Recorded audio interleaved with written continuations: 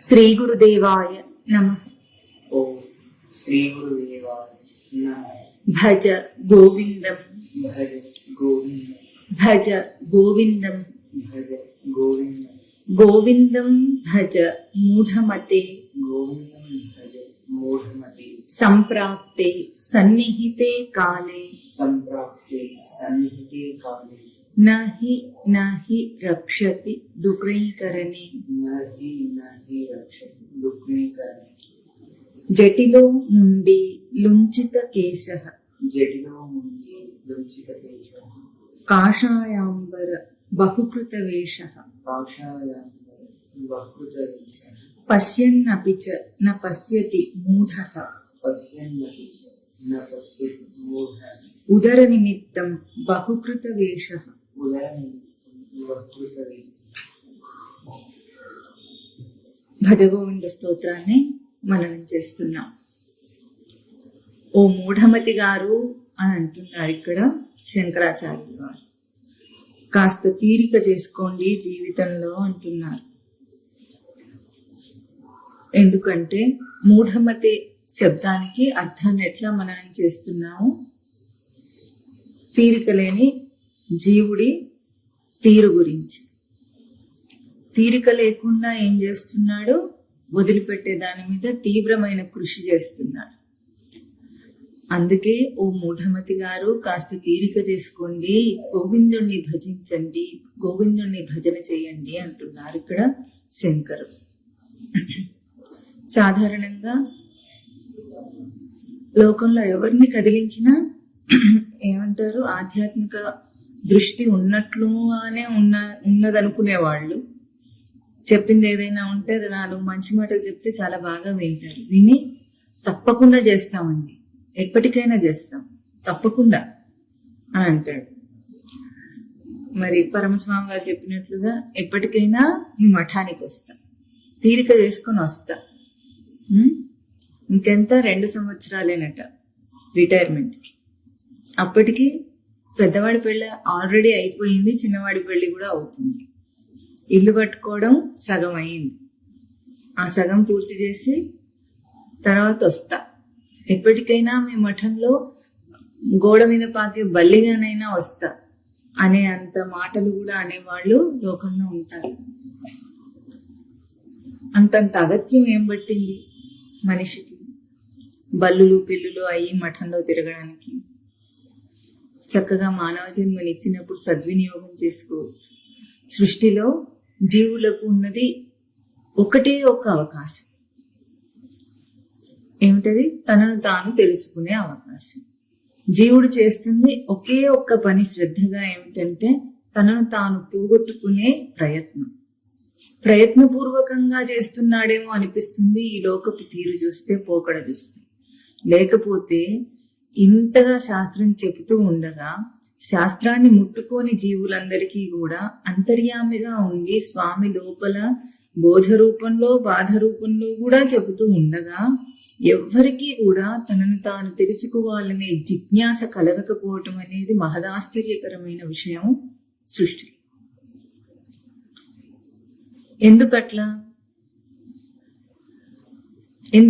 అన్న ప్రశ్న వేసుకున్నప్పుడు అసలు ఎందుకు తనను తాను తెలుసుకోవటం మీద గాని, తన గురించి తాను ఆలోచించటం మీద గాని తనకు శ్రద్ధ ఎందుకు లేదు, జిజ్ఞాస ఎందుకు కలగటం లేదు అన్నది పెద్ద ప్రశ్న. ఎందుకు ఎవరో గురించి మనం మాట్లాడుతున్నాం అని అనుకోవద్దు. మాట్లాడేవాడు వినేవాడు అందరూ ఏమనుకోవాలి? తన గురించి అని అనుకోవాలి. అయితే మేమందరం జిజ్ఞాసలో కనుకనే వింటున్నాం చెబుతున్నాం కదా అని అనుకుంటే ఎట్లాగో పప్పులో కాలేసినట్టే. సూపైన పాదం అప్రావిశత్. ఎందుకు అంటే సాధకులమనే అనుకుంటున్నాము, సాధన చేస్తున్నామనే అనుకుంటున్నాం అన్న వాళ్ళ పరిధిలోకి వచ్చి మళ్ళీ మాట్లాడినప్పుడు జిజ్ఞాస యొక్క తీవ్రతని మళ్ళీ ప్రశ్నిస్తుంది సృష్టి. ఏది చూపించు నీ జిజ్ఞాస అని అడుగుతుంది. ఎందుకు అడుగుతుంది అట్లాగూ అంటే, ఇంకా తెలిసిందా? తెలిసిన దాంతో సాచురేట్ అయిపోయావని, చాలా తెలిసేసుకున్నాను అని అనుకుంటున్నావా? లేదు ఇంకా తెలుసుకోవాలన్న తపన ఉందా? ఇది ప్రతి సాధకుడు తనను తాను అనుక్షణం ప్రశ్నించుకోవలసింది. ఎందుకు? సృష్టిలో జీవులుగా ఉన్నంతసేపు, జీవుడు అంటే ఎవరంటే కేవల సచ్చిదానంద స్వరూపుడే మనసుతో మనుగడ చేస్తే వాడు జీవుడు. ఎందుకు? భౌతికమైన దేహేంద్రియాది ఈ దేహంతో పాటుగా మనస్సు అనే ఒక అభౌతికమైన పరికరంతో ఆటలాడుకుంటున్నాడు జీవుడు. భౌతికంగా దేహము, అభౌతికంగా మనస్సు, రెండు పరికరాలను పెట్టుకొని ఎట్లా ఆటలాడుకుంటున్నాడు. ఇంకా ఈ ఆటలో మైమరిచిపోయి వాడి నిజస్వరూపము ఊహకు కూడా రాకుండా, నిజస్వరూపం అని ఒకటి ఉంటుందని, దాని గురించి ఆలోచించాలని తెలియకుండా మైమరిచిపోయాడు. కాబట్టి ఈ ప్రశ్న ప్రతి సాధకుడు ప్రతి క్షణము వేసుకోవాలి. ఎందుకు? జీవుడుగా ఉన్నంతసేపు ఈ రెండు అంశములు తనకు కనిపిస్తున్నాయి, ప్రవర్తన చేస్తున్నాడు దాంతో. మరి దేహం నుండి ఈ దేహాత్మభావం అని ప్రసిద్ధార్థం చేత దేహమే నేను అనుకునే భావం నుండి గాని మనస్సు అనే ఆవరణలోకి వెళ్ళటం, మనస్సు అనే ఆవరణలోకి వెళ్ళినప్పటికీ కూడా మనస్సు ఇప్పుడు ఎట్లా ఉంది? బయటి విషయాలను స్మరిస్తూ బయటి వాటన్నిటినీ లౌకిక దృష్టిలో సత్యం అనుకునే ఉన్న ఆ మనస్సుతో ఇప్పుడు ఈ రెండింటినీ దాటి తన స్వరూపాన్ని గుర్తించే ఆ స్థాయికి తన జిజ్ఞాస సరిపోతుందా అన్నది ముఖ్యమైన అంశం. ప్రతి సాధకుడికి ఈ ప్రశ్న వేసుకోవాలి. నా జిజ్ఞాస అంటే ఎట్లా ఉంటుందంటే జ్ఞాతం ఇచ్చా జిజ్ఞాస, తెలుసుకోవటాన్ని కోరటం జిజ్ఞాస. కానీ ఆ తెలుసుకునే అగ్ని ఎంతగా రగులుతోంది తనలో. ఆ అగ్ని రగిలితే ఎట్లా ఉంటుంది? మళ్ళీ ఈ ఉపమానాన్ని మనం ప్రతిసారి మననం చేస్తుంటాం. ఎట్లాగూ జఠరాగ్ని బాగా ప్రజ్వలింపబడి ఉంటే ఏ తిన్నా అరిగిపోయి అరగదీసి అక్కడ వారేస్తుంది దేహం, భౌతికంగా జీర్ణ కోసం. జఠరాగ్ని మందగిస్తే ఏ తిన్నా అరగదు. ఎంత కష్టము పసిపిల్లలకు గాని, పెద్ద వయసులో గాని, రోగగ్రస్తులకు గాని ఎట్లా ఈ అవాంతరం జరుగుతుందో అట్లాగే ఆ జఠరాగ్ని ఎట్లా ఉపమానాత్మకంగా మనకుందో, ఏది తీసుకున్నా చక్కగా అరిగిపోయి దేహానికి వంట పడితే ఎట్లా ఉంటుంది? దేహం తిన్న దానిలాగా ఉంటుంది. లేకపోతే ఎంత తిండి పెట్టినా తిండి లేని దేహంలాగా ఎట్లా ఉంటుందో అట్లాగే మరి సాధనలో తన సాధన అంశముల్లో, తన సాధనలో ఏమేమి ఆచరణ చేస్తున్నాడు, లేదా శ్రవణమే చేస్తున్నాడు, లేదా గ్రంథ పఠనమే చేస్తున్నాడు, ఇవన్నీ కూడా తనకు తిండి, ఆహారం, జిజ్ఞాసకు ఆహారం. మరి ఈ ఆహారాన్ని పచనం చేసుకునేంత జిజ్ఞాసాగ్ని నీకు ఉందా అని ప్రతి క్షణం మనం ప్రశ్న వేసుకుంటే మనకి ఎందుకు అందలేదో అప్పుడే అర్థమైపోతుంది. తిన్నదరిగిందంటే ఒకే మాట, సూత్రం ఏమిటి? తిన్నదరిగిందంటే జఠరాగ్ని బాగుంది, లేకపోతే అగ్నిమాంద్యం అంటున్నాం. మరి అగ్నిమాంద్యం అని అంత చక్కగా భౌతికంగా గుర్తించిన మనము, వంట పట్టలేదు వంట పడుతుంది అని రెండు భౌతికంగా గుర్తించగలిగిన మనము ఏం గుర్తించాలి? నాకు స్వరూపము అనుభూతిలోకి రాలేదు, దర్శనం కాలేదంటే ఒకటే దానికి సమాధానం ఏమిటి? నీ జిజ్ఞాసాగ్నికి నువ్వు సరిపడ ఆహారము పెట్టావా లేదా, జిజ్ఞాస సరిపడ ఉన్నదా లేదా. ఆ అగ్ని రగిలినట్టు రగిలితే ఇంకా అని అడుగుతుంది, అప్పుడు పెడతావు. ఆకలిగా ఉన్నవాడు ఎట్లా ఉంటాడు? అగ్నిమాంద్యం ఉంటేనేమో తినమన్నా తినడు. ఆకలి బాగా ఉన్నవాడు ఏం చేస్తాడు? సరిగ్గా పెట్టకపోయినా వెతుక్కొనైనా తింటాడు.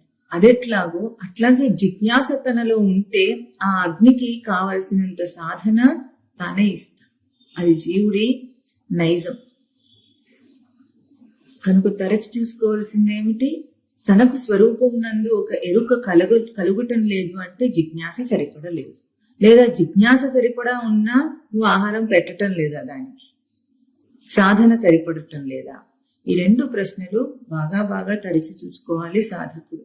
ఇట్లా చేయకుండా సాధనలో ఒక సాచురేషన్ వస్తుంది. ఎందుకంటే శ్రవణం చేయకముందు ఒక జిజ్ఞాసుకి, శ్రవణం చేసిన తర్వాత ఒక జిజ్ఞాసుకి ఒక భేదం ఉంటుంది.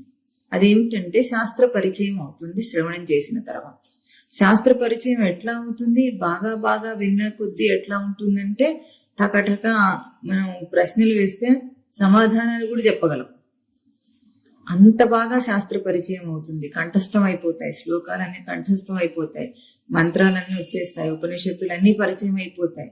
అయినా కూడా మరి ఇదంతా అయిన తర్వాత కూడా తనకు స్వరూపంలో అనుభవం కలిగిందా, స్వరూపం యొక్క దర్శనం కలిగిందా అన్నది ఇంకా పెద్ద మెట్టు. ఇది చేయకూడదా మరి అంటే ఇది ప్రాథమిక స్థాయి సాధనలో. మరి శ్రవణం తర్వాత తనకు గుర్తించవలసింది ఏమిటి? నియమాచరణ, ఒక డిసిప్లినరీ లైఫ్ అన్నప్పుడు, నియమబద్ధమైన జీవితం నేను కట్టుబాటుతో ఉన్నాను అని అనుకున్నప్పుడు తనకెందుకు రావటం లేదు మరి? ఇది చాలా గొప్ప ప్రశ్న సాధకుడికి. ఈ ప్రశ్న వేసుకుంటే ఒకటే ఆ సమాధానం. అగ్నిమాంద్యం ఉంటే మళ్ళీ అదే ఉపమానంతో పోల్చుకుంటే అప్పుడు ఏం చేస్తున్నాం మనం? జఠరాగ్నిలో అగ్నిమాంద్యం ఉంటే, ఆహారం వంట పట్టకపోతే అప్పుడు ఏం చేసే ప్రయత్నం చేస్తాము? ఎందుకు అరగటం లేదని దాన్ని ఆరాధిస్తాం, అంతేనా? అరగటం లేదు అన్నప్పుడు ఎన్ని రకాల రోగాలు వస్తున్నాయో అట్లాగే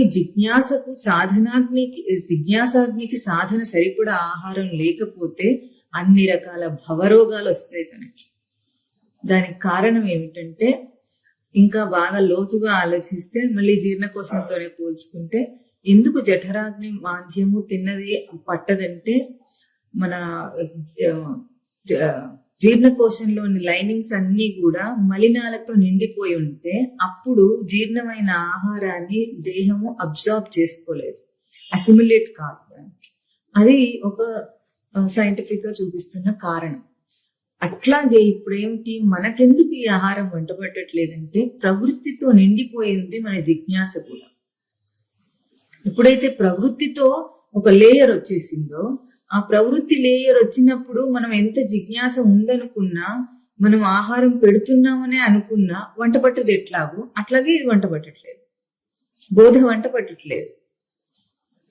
ఈ పోలికని చూసుకొని దేహంతో తన పోలికను చూసుకొని తన స్థితిని అంచనా వేసుకోవాలి. ఎక్కడెక్కడ నాకు ప్రవృత్తి అడ్డం వచ్చి ఒక తెరలాగా వచ్చి నన్ను ఆపేస్తుంది. ఇది చాలా ముఖ్యమైన అంశం. ఎందుకంటే గొప్ప అవకాశం ఉన్న మానవ జన్మని అల్పంగా వాడుకుంటున్నాడు మానవుడు. ఎన్నో జన్మల తపస్సు, మామూలు భాషలో చెప్పాలంటే ఎన్నో జన్మల్లో తాను పడిన ఆ కష్టాలన్నింటినీ దాటి ఈరోజు మానవ జన్మని తెచ్చుకొని జిజ్ఞాసుగా సాధకుడై కూడా ఎందుకు ఇంకా కూడా లౌకిక దృష్టిలో ఉన్నాడు, ప్రవృత్తిని దాటలేకున్నాడు అంటే ఇది సహజమే. ఎందుకంటే విషయ దృష్టి, విషయ వాసనలు ఉన్నాయన్నది మనకు అర్థమవుతుంది. కానీ ఒక జిజ్ఞాసువు దీన్ని సాధకుడై ఉత్తమ సాధన స్థితికి ఎదగాలన్నప్పుడు మాత్రము ఈ భజగోవింద స్తోత్రాన్ని మనం మననం చేస్తున్న ఒక క్రమంలో ఎదుగుట అన్న క్రమానికి రావాలి అంటే, భజన, సేవ, తనను తాను నిలుపుకునుట అన్న అంశానికి రావాలంటే ఇటువంటి ప్రశ్నలు వేసుకోవాల్సింది.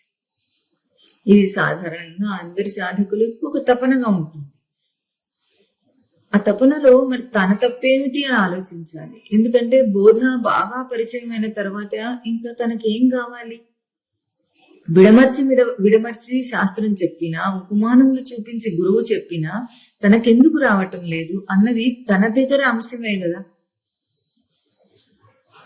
బయట అంశం అయితే ఎట్లా ఉంటుంది? నాకు చెప్పేవారు లేక చెడిపోయానని అనేవాడు సామాన్యుడు అనొచ్చు. కానీ ఒక సాధకుడి స్థితి ఎట్లా ఉంది? ఇప్పుడు ఉపనిషత్ వాక్యాలన్నీ పరిచయం అయినాయి. గోవింద తత్వం అంటే ప్రజ్ఞానం బ్రహ్మ, తత్వమసి, అహం బ్రహ్మాస్మి, అయమాత్మా బ్రహ్మ అన్న మహావాక్యములు చూపించి నీ స్వరూపం ఇదే అని ప్రతిష్ఠ చేసిన దాన్ని కూడా మనం పరిచయం చేసుకున్న తర్వాత అప్పటికి కూడా నాకు తెలియలేదు అని అంటే, ఇప్పుడు బయట బోధలో ఏదైనా లోటుందా? నా గ్రహింపులో ఏదైనా లోటుందా? గ్రహింపులో లోటు ఏ విధంగా ఉంది? నా ప్రయత్న లోపం చేత ఉందా? నా ప్రవృత్తి తీవ్రత చేత ఉందా? ప్రయత్న లోపం ఉంటే ప్రయత్నాన్ని బాగా తీవ్రతరం చేసుకోవాలి సాధకుడు. ఇంట్లాగూ పదును పెట్టుకున్నట్లు, కత్తిని పదును పెట్టుకుంటే వాడుకోవటానికి ఎట్లా వస్తుందో ప్రయత్న లోపాన్ని తీవ్రతరం చేసుకుంటాడు. కానీ ప్రవృత్తి ప్రేరేపణ ఎక్కువైతే అప్పుడేం చేస్తాడు? అక్కడే ఆగిపోతుంది చాలా చాలా సార్లు సాధకుల సాధన. ప్రవృత్తి యొక్క ఆ రూపాన్ని గుర్తించలేడు. ప్రవృత్తి యొక్క రూపం స్పష్టమైతే తనను సవరించుకోవడం తనకు వస్తుంది. ప్రవృత్తి స్పష్టం కానంతసేపు కూడా స్వరూపం దర్శనం లేదు. ఏమిటి నా ప్రవృత్తి అని ప్రతి విషయంలో కూడా ఆలోచించాలి. ఏది నన్ను అడ్డగిస్తుంది? సత్వరజస్తమో గుణంలో మూడు కూడా అందరికీ ఉంటాయి, ప్రాణులందరికీ ఉంటాయి, మనుషులందరికీ ఉంటాయి, సాధకులకు కూడా ఉంటాయి. కాకపోతే హెచ్చు తగ్గుల్లో ఉంటాయి.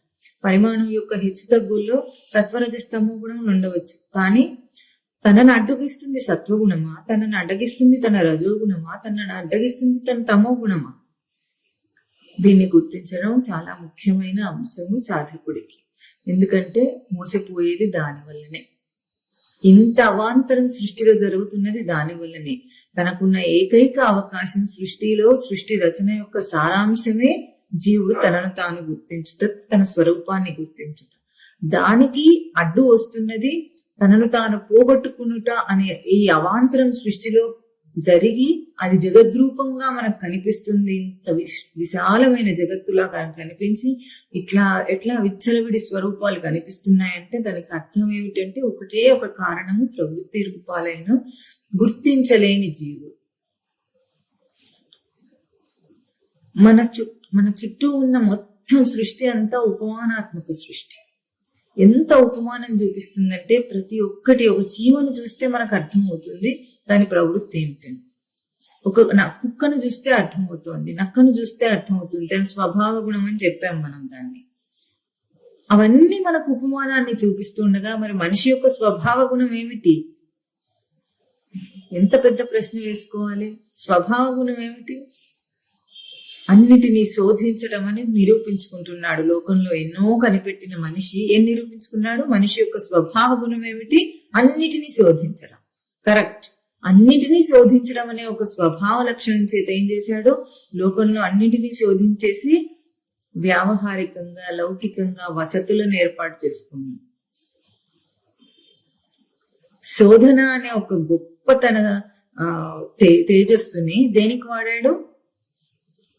లౌకికమైన, వ్యావహారికమైన వసతులను ఏర్పాటు చేసుకుని చాలా గొప్ప చేశానని అనుకుంటున్నాడు. ఓ మనిషి, ఓ మూఢమతి అంటున్నారు ఇక్కడ శంకరాచార్యులు. అది కాదయ్యా నువ్వు సాధించవలసింది. ఆ సాధింపులన్నీ అన్నం తిన తర్వాత చేయగడుక్కున్నట్లు ఎంగిలి ఎట్లా పోతుందో ఇక్కడ వదిలేసిపోతావు అంతే. తిన్నది నీతో వస్తుంది. పొట్ట చూస్తే ఆకలితో మాడి చేస్తున్నాడు జీవుడు. దేహం విడిచే సమయానికి ఎట్లా ఉన్నాడు? ఏం తినలేదు ఇంతదాకా.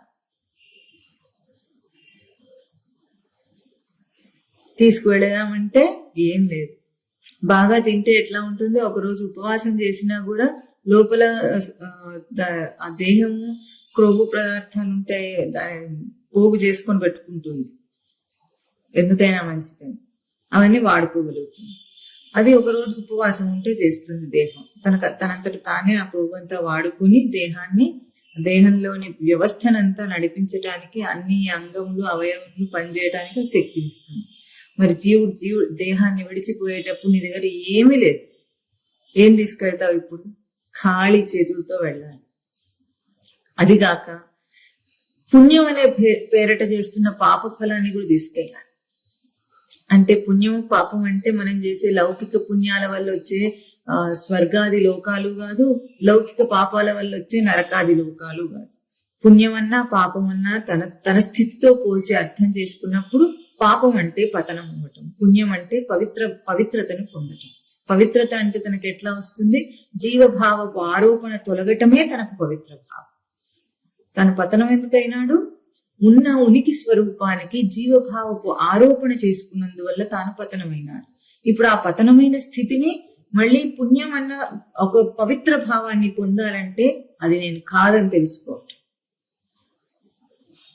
దేహం నేను కాదు, ఏ భౌతిక దేహ వ్యవస్థతో నేను భ్రాంతిలో పడుతున్నాను అది నేను కాదు, ఏ మానసిక స్థితిలో నేను కృంగిపోయి ఏమి చేతగాని వాళ్ళలాగా అయ్యాను అది నేను కాదు. ఈ రెండు నేను కాదని తెలుసుకుంటే వాడు పుణ్యం. కానీ మనం ఏం చేస్తున్నాం? ఇంత గొప్ప మానవ జన్మను ఎత్తి కూడా భజ అన్న ఒక్క ఆదేశాన్ని, సృష్టి ఇచ్చే ఆదేశాన్ని, నిన్ను నువ్వు సేవించు అనే సృష్టి ఎన్ని రూపాల్లో మనకు చెప్తుందో మన జీవితంలో మన అనుభవాలు మన మన చుట్టూ ఉన్న ప్రతి చోట ఈ అనుభవాలు చూస్తే అర్థమవుతుంది. ఎందుకు కష్టాలు వస్తున్నాయి? ఎవరికి కష్టపెట్టేవాడు ఎవడు? పంతం పట్టినట్లు, నీ మీద పగబట్టినట్లు నిన్ను కష్టపెట్టేవాడు ఎవడున్నాడు ఈ సృష్టిలో? ఒక్కసారి ఆలోచించు. మానసిక కష్టం, తాపత్రయం, ఆది భౌతిక, ఆది దైవిక, ఆధ్యాత్మిక తాపత్రయాలన్నీ మూడు కూడా ఎవరు పెడుతున్నారు? అక్కడ ఎవరున్నారు అంత పగబట్టిన వాడి సృష్టి మీద? ఎవ్వరు లేరు. జీవుడు తనకు తానే పగబట్టి చేసుకుంటున్న పని. ఇంతకంటే స్పష్టంగా చెప్పలేం.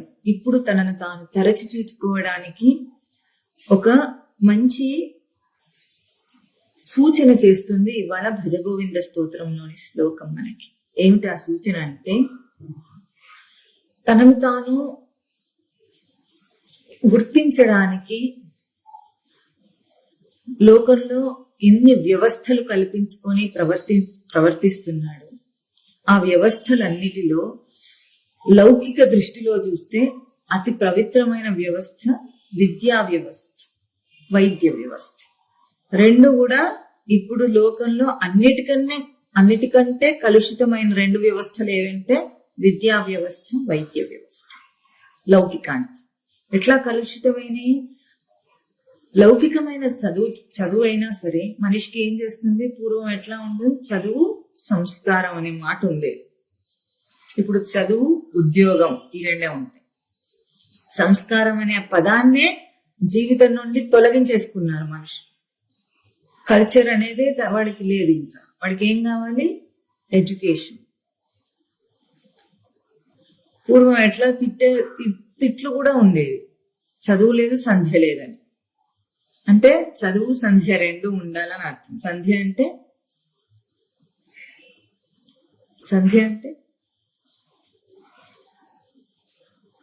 ఆ పదానికి అక్కడ ప్రయోగంలో అర్థమైంది. సంధ్యావందనం చేసుకోవటం అంటే రెండు ఉభయ సంధ్యల్లో కూడా, ప్రాతః సంధ్య, సాయం సంధ్యల్లో కూడా భగవద్ ధ్యానం చేయటము సంధ్యావందనం.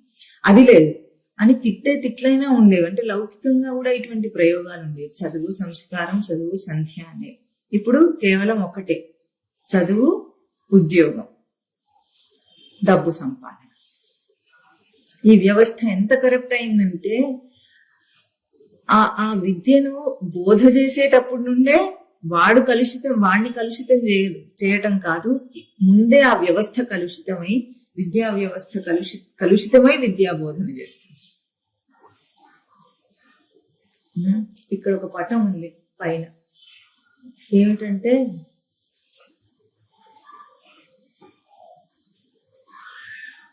తన చేతికి మురికి అంటించుకున్న వాడు ఏది ముట్టుకున్నా మురికి చేస్తాడు. ఆ తర్వాత కడగాలన్నా ఆ మురికి చేత్తోనే కడుగుతుంటాడు.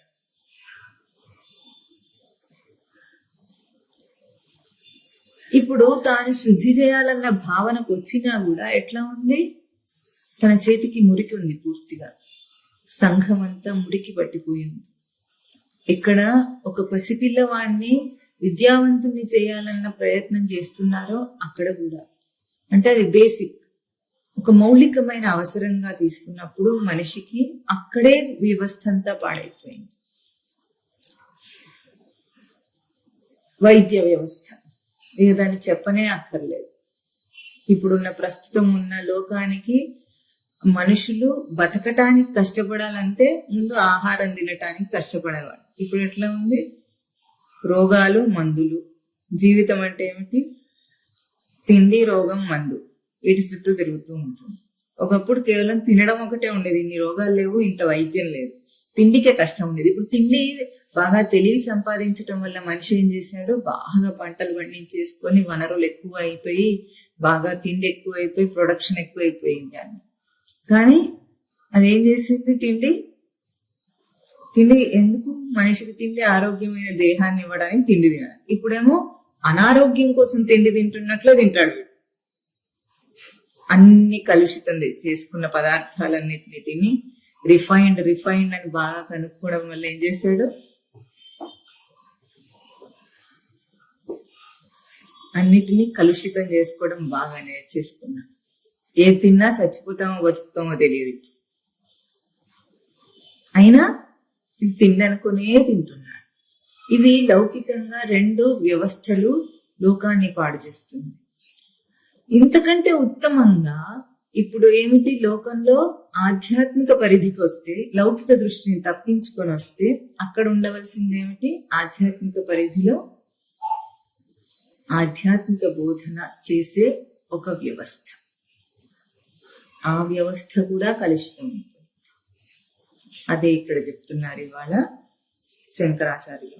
ఏమంటున్నారు, జటిలో నుండి ముంచిత కేసు 3 చూపించారు. ఒకటేమో జటిల అంటే జడలు కట్టేసి జుట్లు పెట్టుకున్నవాడు, ముండి అంటే క్లీన్ షేవ్ ముండనం చేసుకున్నవాడు, లుంచిత కేశవ అంటే రకరకాల హెయిర్ స్టైల్స్ చేసుకున్నవాడు, కాషాయాంబర బహుకృత వేషం కాషాయాంబరాలు ధరించి రకరకాల సన్యాసులు కనిపిస్తున్నారు లోకం అంతా మనకి.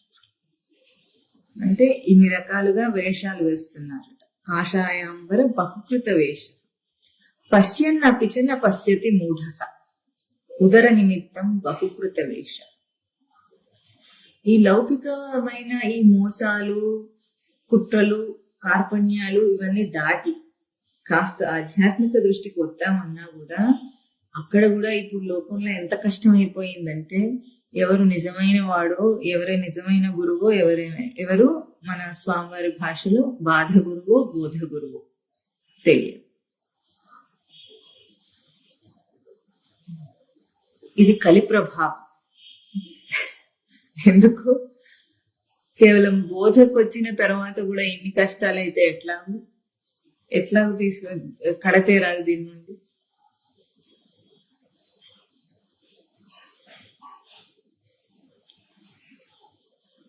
ఆధ్యాత్మిక పరిధికి వచ్చిన వాడు ఎటువంటి గురువుని ఎంచుకుంటాడు అన్నది దేని మీద ఆధారపడి ఉంటుంది. సెలెక్టివ్ ఫిట్టింగ్ అని ఒక భాష, సైంటిస్ట్ భాష. లోకంలో అంతటా ఎక్కడైనా పెళ్లిళ్ళకైనా ఎట్లా చేస్తాం మనము, marriages are made in heaven అంటున్నాం. ఎందుకు, ఎట్లా ఎంత చూచి చేసుకున్నా, ఎంత పూర్వమేమో చూపులు లేవు, ఏం లేవు, ఎవరిని కుదిరిస్తే వాళ్ళని చేసుకున్నారు, అప్పుడైనా కాస్త సుఖంగానే ఉన్నారు. ఇప్పుడేమో పెళ్లి చూపులు వచ్చినాయి, చూపుల తర్వాత ఇప్పుడు డేటింగ్లు వచ్చినాయి, డేటింగ్ల తర్వాత కూడా మోసపోవడమే మిగిలింది. చివరికి ప్రేమ పెళ్లిల్లో కూడా మోసపోవడమే మిగిలింది. ఇప్పుడు మోసపోయిన వాడు ఏమంటాడు, ఎవరికెవరు రాసి పెట్టుంటారో వాళ్ళు చేసుకుంటారు. ఇంతసేపు చూస్తేవి కదా, పెళ్లి చూపుల్లో మొహాలు చూసుకున్నప్పుడు సరిపడలేదని వ్యవస్థను మార్చేసుకున్నాం. అంతకు ముందు ఏముండేది, వంశ గుణగణాలను చూసి పెద్దలు కుదిర్చే పెళ్లి. అప్పుడు కట్టుబాటు అనే ఒక నియమం ఉండేది మనిషికి. కాబట్టి లౌకికంగానైనా సరే, ఎటువంటి వ్యక్తి వచ్చినా సరే, తన లైఫ్ పార్ట్నర్ ఎటువంటి వాళ్ళు వచ్చినా సరే, భర్త భార్య దానికి కట్టుబడి ఓర్చుకొని తన జీవితాన్ని గడపాల్సిందే అన్న ఒక కట్టుబాటు ఉండేది. అది దాటి సంఘ సంస్కర్తలు అనే వాళ్ళ పేరిట వచ్చిన వాళ్ళు చేసిన ఒక సామాజిక మార్పులో ఏమొచ్చింది, పెళ్లి చూపులు పెట్టుకున్నారు. చూపులు పెట్టుకొని కాస్త మొహాలు ఏం తెలుస్తుంది, మొహాలు చూస్తే తోలు కనిపిస్తుంది అంతే. ఆ తోలు కనిపిస్తే ఆ కాస్త వ్యవస్థను మార్చేసుకున్నాడు, సెలెక్ట్ చేసుకున్నాను అని అనుకుంటున్నాడు. అప్పటికి మొహం ఎంత చూసి చేసుకున్నా, వంశ చరిత్ర చూసి చేసుకున్నా గుణం తెలియదు కనుక పెళ్లి చూపుల్లో అది కూడా మార్చేసుకొని అప్గ్రేడ్ అయిపోయాడు. ఏమయ్యాడు, ఇప్పుడు ఏమిటి, లేటెస్ట్ గా డేటింగ్ చేసి తర్వాత పెళ్లి చేసుకోవాలి. బాగా వాళ్ళతో తిరిగి వాళ్ళ మనసుని అర్థం చేసుకొని, నా మనసుకు మ్యాచ్ అయితే చేసుకుంటానని ఎంతో కాలం డేటింగ్ చేసిన తర్వాత చేసుకున్న పెళ్లి అంత తొందరగా అది ఫ్లాప్ అవుతుంది. అంటే ఇప్పుడు చివరికి ఏమనాలి, marriages are made in heaven. ఎవరు నిర్ణయించేవాళ్ళు, సెలెక్టివ్ ఫిట్టింగ్. నీ ప్రవృత్తికి తగిన వాడిని నీ కంటగడుతుంది సృష్టి. ఎందుకు, అది ఏం చేస్తుంది సృష్టి, పాపం అందరి లోపల ఉండి చేస్తుంటే అంతర్యామే ఎవరికి అర్థం కావటం లేదు. లోపల ఉండి చేస్తే వీడికి అర్థమయ్యేది కానట్లుంది, ఇట్లా పని జరగటం లేదని ఏం చేస్తుంది, ఆ అంతర్యామి స్వరూపము అదొక్కటే ఉంది గనుక, ఎదుటి వ్యక్తిలో కూడా అదే ఉంది గనుక నీకు కావాల్సిన విధంగా అక్కడ నుండి ప్రత్యక్షం అవుతుంది. నీ భార్య అంటే ఎవరంటే ఆ స్వామియే నీ మీద దయదలిసి నీ ప్రవృత్తికి తగినట్లుగా అక్కడి నుండి ప్రత్యక్షమైన స్వరూపం. భర్త అంటే ఎవరంటే అక్కడి నుండి ప్రత్యక్షమై నీకు బాధ ద్వారానో బోధ ద్వారానో చెప్పే స్వరూపం. నీ పిల్లలు, నీ చెల్లెలు, నీ చుట్టూ ఉన్న బంధువులు అందరంతే. ఏమిటి? ప్రతి ప్రవర్తనలో నీకు బోధ చేస్తుంటారు. కొందరు బాధ పెట్టి, కొందరు సుఖ పెట్టి. ఎవరు వాళ్ళందరూ? సృష్టిలో ఇంకెవరు లేరు. ఎవరున్నారు? ఉన్నది ఒక్కటే స్వరూపం, స్వామి యొక్క సచ్చిదానంద స్వరూపం. ఆ సచ్చిదానంద స్వరూపమే నీ ప్రవృత్తిని ఉంచుకురావాలంటే ఎదుటి రూపంలో వస్తుంది. అట్లాగే ఎటువంటి గురువుని ఎంచుకోవాలి అంటే తన సంస్కారం ఎట్లా ఉంటే అటువంటి గురువుని ఎంచుకుంటాడు. ఉపమానానికి మనం అర్థం చేసుకోవటానికి లోకంలో ఎంతో మంది భర్తలు ఎట్లా ఉన్నారు ఒకప్పుడు. ఇప్పుడు అది కాస్త రివర్స్ అయింది. అయినా కూడా ఒకప్పుడు ఎట్లా ఉన్నారు?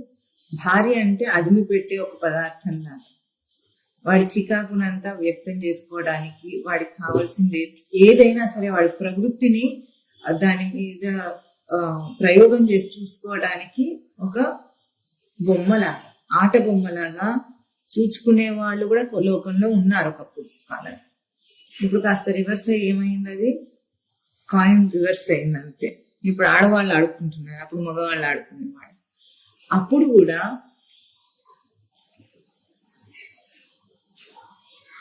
అందరూ కష్టపడుతూ ఓర్చుకోవటం సరైన పద్ధత, లేదా ఇప్పుడు ఏదైతే రెవల్యూషన్ తీసుకొచ్చారో అది సరైన పద్ధత అని అన్నప్పుడు, ఇది కేవలము ఆ ఉపమానాన్ని ఆధ్యాత్మికంగా మనం విచారణ చేసినప్పుడు ఒక విషయం మనకు అర్థమవుతుంది. ఎదుటి వ్యక్తి యొక్క ప్రవర్తన నన్ను ఎంత బాధిస్తుంది అన్నది మనం తీసుకున్నప్పుడు, ఆ బాధించటంలో ఒక సత్యం ఏమిటంటే, సృష్టిలో ఉన్న సత్యం, ఏదైనా శబ్దం వస్తుంది అన్నప్పుడు ఒక ఉపమానంగా అది విన్నప్పుడు వినేవాడి గ్రహింపులో దాన్ని ఎట్లా తీసుకుంటారు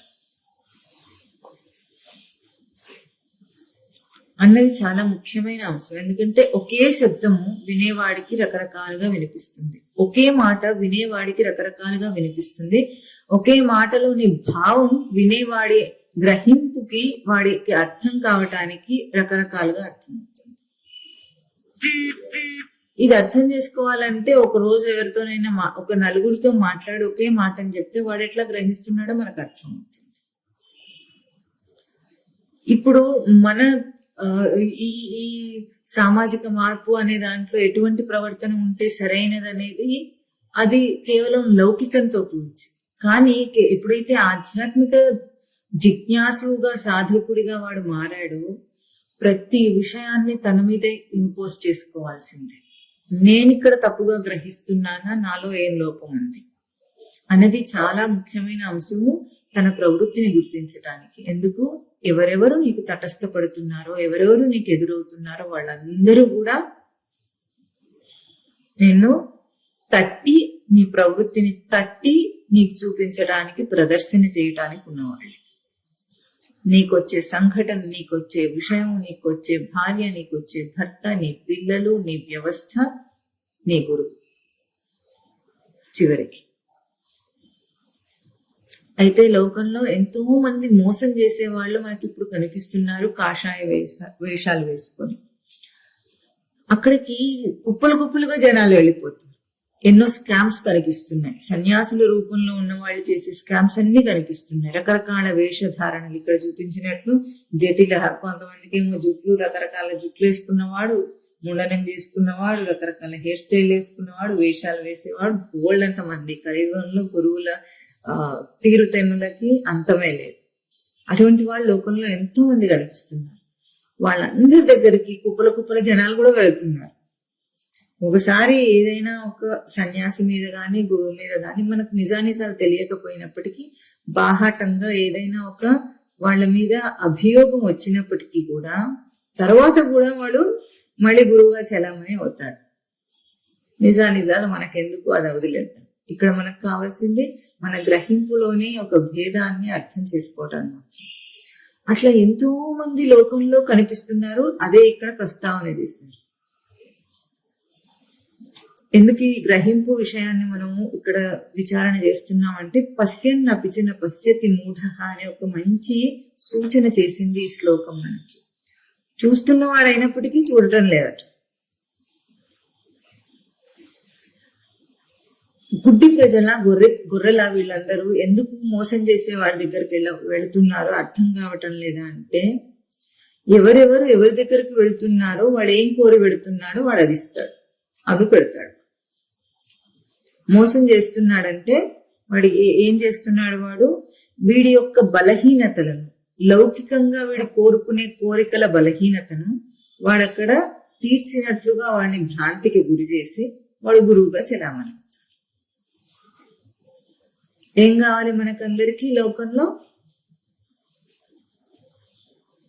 నేను బాగుండాలి, నా పిల్లలు బాగుండాలి, నా భార్య బాగుండాలి, నా భర్త బాగుండాలి, నా కుటుంబంలో ఎవరికి రోగాలు రాకూడదు, మాకెవరికి ధనం బాగా ఉండాలి, మాకెవరికి కష్టాలు రాకూడదు, ఎవరు చచ్చిపోకూడదు. ఇవన్నీ కావాలి వీడికి.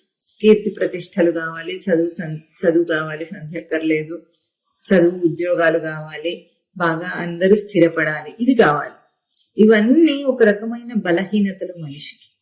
వీటిని కావాలి కావాలి అని వీటి కోసం వెంపర్లాడే ఈ మూఢమతి ఏం చేస్తాడు, వీటికి ఎక్కడ లోటు కలుగుతుందో, నా ధనానికి గాని, నా కీర్తి ప్రతిష్టలకు గాని, నా స్థితిగతులకు గాని లోటు కలుగుతుందో అని గుడ్డిగానైనా సరే ఎవరైతే చెప్తే చేస్తాడు. ఈ బలహీనతను వాడుకుని ఈ లోకంలో ఈ కాషాయాంబర బహుకృత వేష అనేవాళ్ళు చలామణి, మ్యాజిక్లు చేసేవాళ్ళు. మరి మన పరమస్వామి వారి భాషలో చూస్తే చాలా తిట్లు ఉంటాయి అక్కడ. ఎందుకు అది అట్లా తిట్టడానికి కారణం ఏంటంటే అంత ఆర్తి, జనాలని మోసం చేస్తున్నారు. ఏం మోసం చేస్తున్నాడు? ఎంతో సృష్టి ఇచ్చిన అవకాశాన్ని వాడు దుర్వినియోగం చేసుకోవడానికి సాంసారిక దృష్టిని వాడు పెంచుకుంటే, ఆ సాంసారిక దృష్టికి వీడేం చేస్తాడు, అగ్ని కాజ్యంలాగా ఇవి తీరుతాయి అవి తీరుతాయి అని వీడు మోసం చేస్తాడు. ఈ వ్రతం చేయి, ఆ వ్రతం చేయి, ఈ రాయి పెట్టుకో, ఆ రాయి పెట్టుకో, ఈ బండకు మొక్కు, ఆ చెట్టుకు మొక్కు అంటే మొక్కేస్తున్నాడు. అయితే అవన్నీ తప్ప అంటే, నువ్వు చెట్టుకే దారం కట్టినా సరే నీ దృష్టి ఏమిటని చూడు. మన హిందూ ధర్మంలో చెట్లకు పెళ్లిళ్ళు చేయటము, చెట్టుకు దారాలు కట్టడం ఉన్నాయి, తప్పు కాదు. వాటి వెనుక దృష్టి ఏమిటో అర్థం చేసుకొని చేస్తే తప్పు కాదు. కానీ ఈ దారపువ్వు గట్టి నా భర్త బాగుండాలి, ఈ దారపువ్వు గట్టి నా సంసారం అంతా ఇట్లాగే ఉండాలంటే వాడు మోసపోయిన వాడు. హిందూ ధర్మంలో ఏ చిన్న అంశం చెప్పినప్పటికీ కూడా మౌలికం దగ్గర నుండి ఉన్నతమైన బోధ, ఉపనిషత్ బోధ దాకా కూడా ఏది కూడా మనిషిని జీవభావంలో కూరుకోమని చెప్పేది ఉండదు అని ముందు గుర్తించాలి. అదే దృష్టి భేదం అంటే. ఎందుకు? జీవుడు ముక్తుడు కావాలి. ఎల్కేజీ చదివేవాడైనా పాస్ అవ్వాలి. ఎల్కేజీ చదివి వాడు ఎప్పటికో అప్పటికి గ్రాడ్యుయేట్ అవ్వాలి, పోస్ట్ గ్రాడ్యుయేట్ అవ్వాలి, ఉన్నత స్థితికి ఎదగడం కోసమే చదువుతాడు. కానీ ఎల్కేజీ చదువుతో ఎల్కేజీలోనే స్థిరోభవ అయి ఉండాలని, ఎల్కేజీ కంటే ముందు లోవర్ ఇంకేముంటుంది, లోవర్ నర్సరీ, అది అక్కడికి వెళ్ళిపోవాలని ఏది ఉండదు. అట్లాగే వాడు ఉన్నత భావానికి వెళ్ళటానికి ఏం కావాలో వాడి స్థాయికి వాడికి హిందూ ధర్మంలో ఎన్నో చూపించారు. కొన్ని కల్పితాలు కూడా ఉన్నాయి లోకంలో ఉన్నవి. కేవలం ధర్మంగా ఉన్నవి అట్లా కాకుండా, కేవలం పౌరాణికంగా చెప్పబడినవి, శాస్త్రాల్లో చెప్పబడినవి కాకుండా కల్పించుకునే కోకొల్లలు. ఇంత విభిన్న శాఖలు వచ్చి ఇంతమంది వేషాలు వేయటానికి ఒకటే కారణం ఏమిటంటే, అక్కడ వీడి లౌకిక దృష్టిని అక్కడ వాళ్ళు దాన్ని ఎన్కాష్ చేసుకుంటున్నారు అనాలి మనం లౌకిక భాషలో. దానికి కారణం ఏమిటి? వీడి బలహీనత. అటువంటి బలహీన స్వరూపుడు బలహీనమైన చోటుకు వెళ్తాడు, బలహీనంగానే దాన్ని వాడు అందుకుంటాడు. దీనికి మనం ఎవరినంటాం ఇప్పుడు? మోసం చేసేవాడిది తప్ప మోసపోయేవాడిది తప్ప అని ఒక పెద్ద ప్రశ్న వేసుకుంటే ఏం మాట్లాడాలి ఇప్పుడు? మోసం చేసేవాడిది ఎంత తప్పు, మోసం పోయేవాడి అమాయకత్వం కూడా అంతే తప్పు. ఎందుకు? అక్కడ నీ దృష్టి, నీ బలహీనత అక్కడ వాడుకోబడుతుంది. ఎప్పుడైతే వీడికి ఆ కోరిక లేదో, లౌకికంగా నేను బాగుపడాలని గాని, లౌకికంగా నాకు ఏదైనా అవుతుందన్న భయం లేకపోతే, తన వారికి, తనకు, తన ఆరోగ్యానికి, తన కీర్తి ప్రతిష్టలకి, తన ధనానికి ఏం అవుతుందన్న భయం వీడికి లేకపోతే, ఆశ లేకపోతే, వాడు ఇంకా మోసపోయే ప్రసక్తే లేదు. ఇక్కడ మోసం జరుగుతుంది అంటే నువ్వేదో ఆశించి వెళితే వాడు నిన్ను మోసం చేస్తాడు అంతే. ఇక్కడ వాడి తప్పుని ఎంచే కంటే, తప్పులను ఎంచే కంటే మనను మనం సవరించుకొని దాని నుండి వెనక్కి రావటం చాలా ఉత్తమమైన పని. లోకంలో ఇంతమంది మోసగాళ్ళు ఉన్నారు, మరి ఏం చెయ్యాలి? సృష్టిలో ఒక న్యాయం ఉంది. ఈ సెలెక్టివ్ ఫిట్టింగ్ అన్న న్యాయాన్ని మనము ఆధ్యాత్మిక పరిధిలోకి వచ్చినప్పుడు ఎట్లా దాన్ని గుర్తించగలమంటే, నువ్వేది కోరితే అది నీకు అమర్చబడుతుంది. సృష్టి యొక్క న్యాయం అది, గ్యారంటీ. నువ్వేది కోరితే అదే నీకు వస్తుంది. ఏది నేను ఎన్నాళ్ళ నుండి ముక్తి కోరుతున్నా ఇంకా రాలేదంటే, ఎన్నో సంవత్సరాల నుండి ఆధ్యాత్మిక ప్రవచనాలను శ్రవణం చేస్తున్నాను ఇంకా నాకు రాలేదంటే,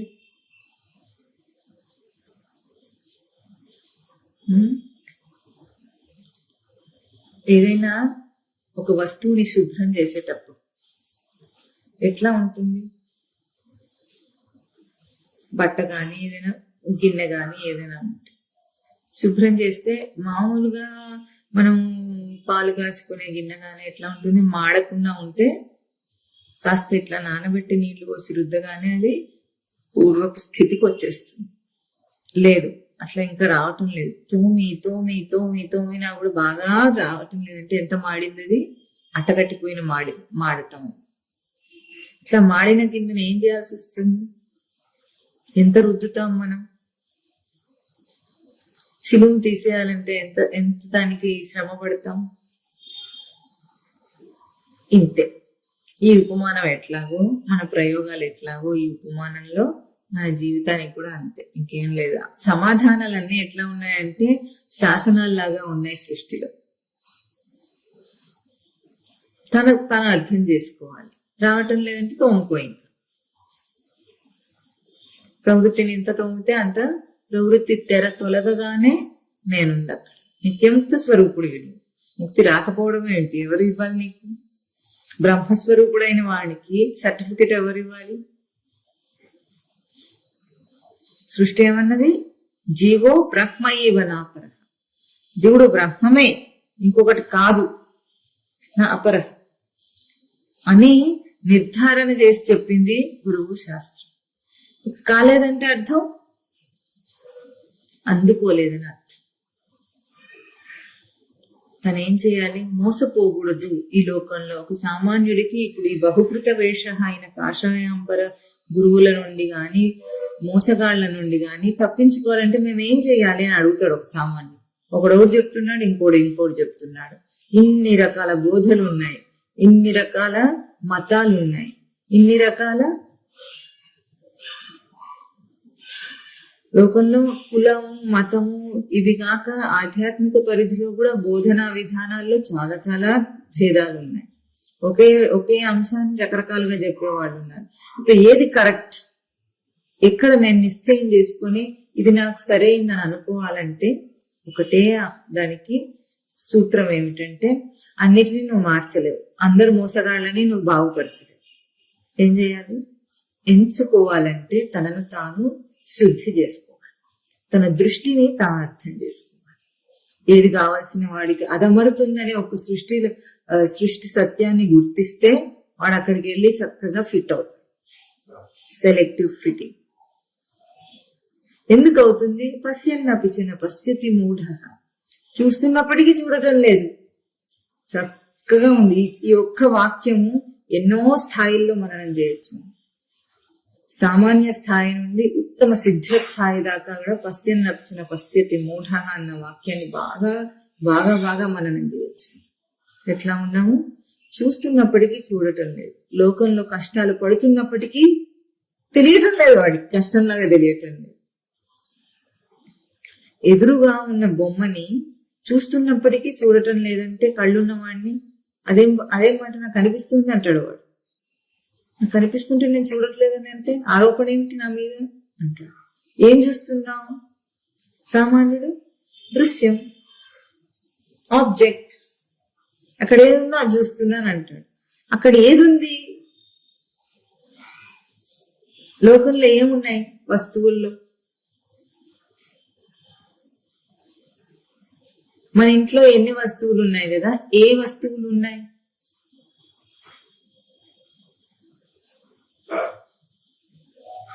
మార్కెట్లో ఉన్న వస్తువులన్నీ మన ఇంట్లో లేవు. మన ఇంట్లో ఏ వస్తువులు ఉన్నాయి? మనకు అవసరము, మనం కావాలనుకుని కొనుక్కొని తెచ్చుకున్న వస్తువులు మాత్రమే మన ఇంట్లో ఉన్నాయి, అంతేనా? ఇప్పుడు లోకంలో నీకేం కనిపిస్తుంది? నువ్వే చూడాలనుకుంటే అది కనిపిస్తుంది. కాదు, అక్కడ ఉన్నది నేను చూస్తున్నా, అక్కడ ఉన్నది నేను చూస్తున్నా అన్న భ్రాంతిలో నువ్వు ఉంటే పశ్యన్నపిచిన పశ్యతి మూఢ.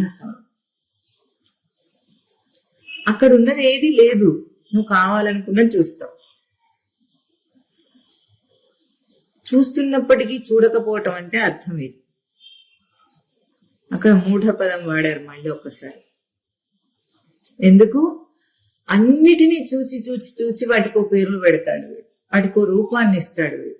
అదేమో దానికి లేదు, కానీ వీడొక రూపాన్ని ఇస్తాడు, వీడొక పేరును పెడతాడు. ఆ పెట్టిన తర్వాత ఏం చేస్తాడు? అదే ఉంది అంటాడు. ఒక ప్లాస్టిక్ మౌల్డెడ్ కుర్చీ ఉంది అక్కడ ఎదురు. ప్లాస్టిక్ మోల్డెడ్ కుర్చీ అనేది కుర్చీ తయారు చేసిన తర్వాత దానికి వచ్చిన రూపం, దాన్ని వాడుకోవడానికి వ్యవహారంలో మనం పెట్టిన ఒక పేరు. దాని రూపం ఏమిటి? దాని నిజ స్వరూపం ఏమిటి? ప్లాస్టిక్. మనం ఏం మాట్లాడుతున్నాం? కుర్చీ అంటున్నాం. మోల్డెడ్ కుర్చీ, ప్లాస్టిక్ మోల్డెడ్ కుర్చీ అనే మాట్లాడుతున్నాం. అది ప్లాస్టిక్ మెటీరియల్ అని అంటున్నామా మనం? దాన్ని అనటం లేదు. ఎందుకు? తన అవసరానికి ఒక కుర్చీని తయారు చేసుకున్నాడు కనుక ఇప్పుడు దానికి ఒక రూపాన్ని ఇచ్చాడు, దానికి ఒక పేరుని పెట్టాడు, అంతే, అయిపోయింది. ఇప్పుడు అది దాని రూపాన్ని తీసేసుకుంది. ఛాందోగ్యోపనిషత్తు ఏం చెప్తుంది? ఎన్నో బంగారు ఆభరణాలన్నీ తయారు చేసుకుని ఏం చెప్తాడు? ఇది నెక్లెస్ అంటాడు, ఇది ఉంగరం అంటాడు, ఇది గొలుసు అంటాడు, ఇది ఇంకేమో గాజులు అంటాడు, ఇవి చెవిదిద్దులు అంటాడు. రకరకాలుగా మాట్లాడుతున్నాడు. ఎందుకు అవన్నీ వచ్చినాయి? ఆ నామరూపాలు సృష్టిలో ఉన్నాయా? అసలు బంగారానికి ఆ నామరూపాలు ఉన్నాయి సృష్టి దాకా వద్దు. బంగారానికి ఆ నామరూపాలు ఉన్నాయా? లేవు. బంగారం అనేది భూమిలో దొరికిన ఒక ఖనిజం. దాని నుండి ఏం చేశాడు వీడు? దాని నుండి ఆభరణాలు తయారు చేసుకుని ఒక తెలివిని ప్రదర్శించి చేసుకున్నాడు. ఇప్పుడు బంగారం అనే ఒక మూల పదార్థాన్ని మరిచిపోయి మన వ్యవహారం అంతా ఆభరణాలతోనే ఉంది. కొనుక్కునేది బంగారం, కానీ దాంతో ఏం చేయించుకుంటానన్న దృష్టితోనే కొనుక్కుంటాడు. అంటే నామరూపములతోనే వాడు ఆ పదార్థంతో డీల్ చేస్తున్నాడు, కానీ ఆ పదార్థం యొక్క నిజస్వరూపం ఏమిటి అనేది ఎప్పుడూ ఎట్లా మన దృష్టిలో లేదో అట్లాగే మన జీవితం.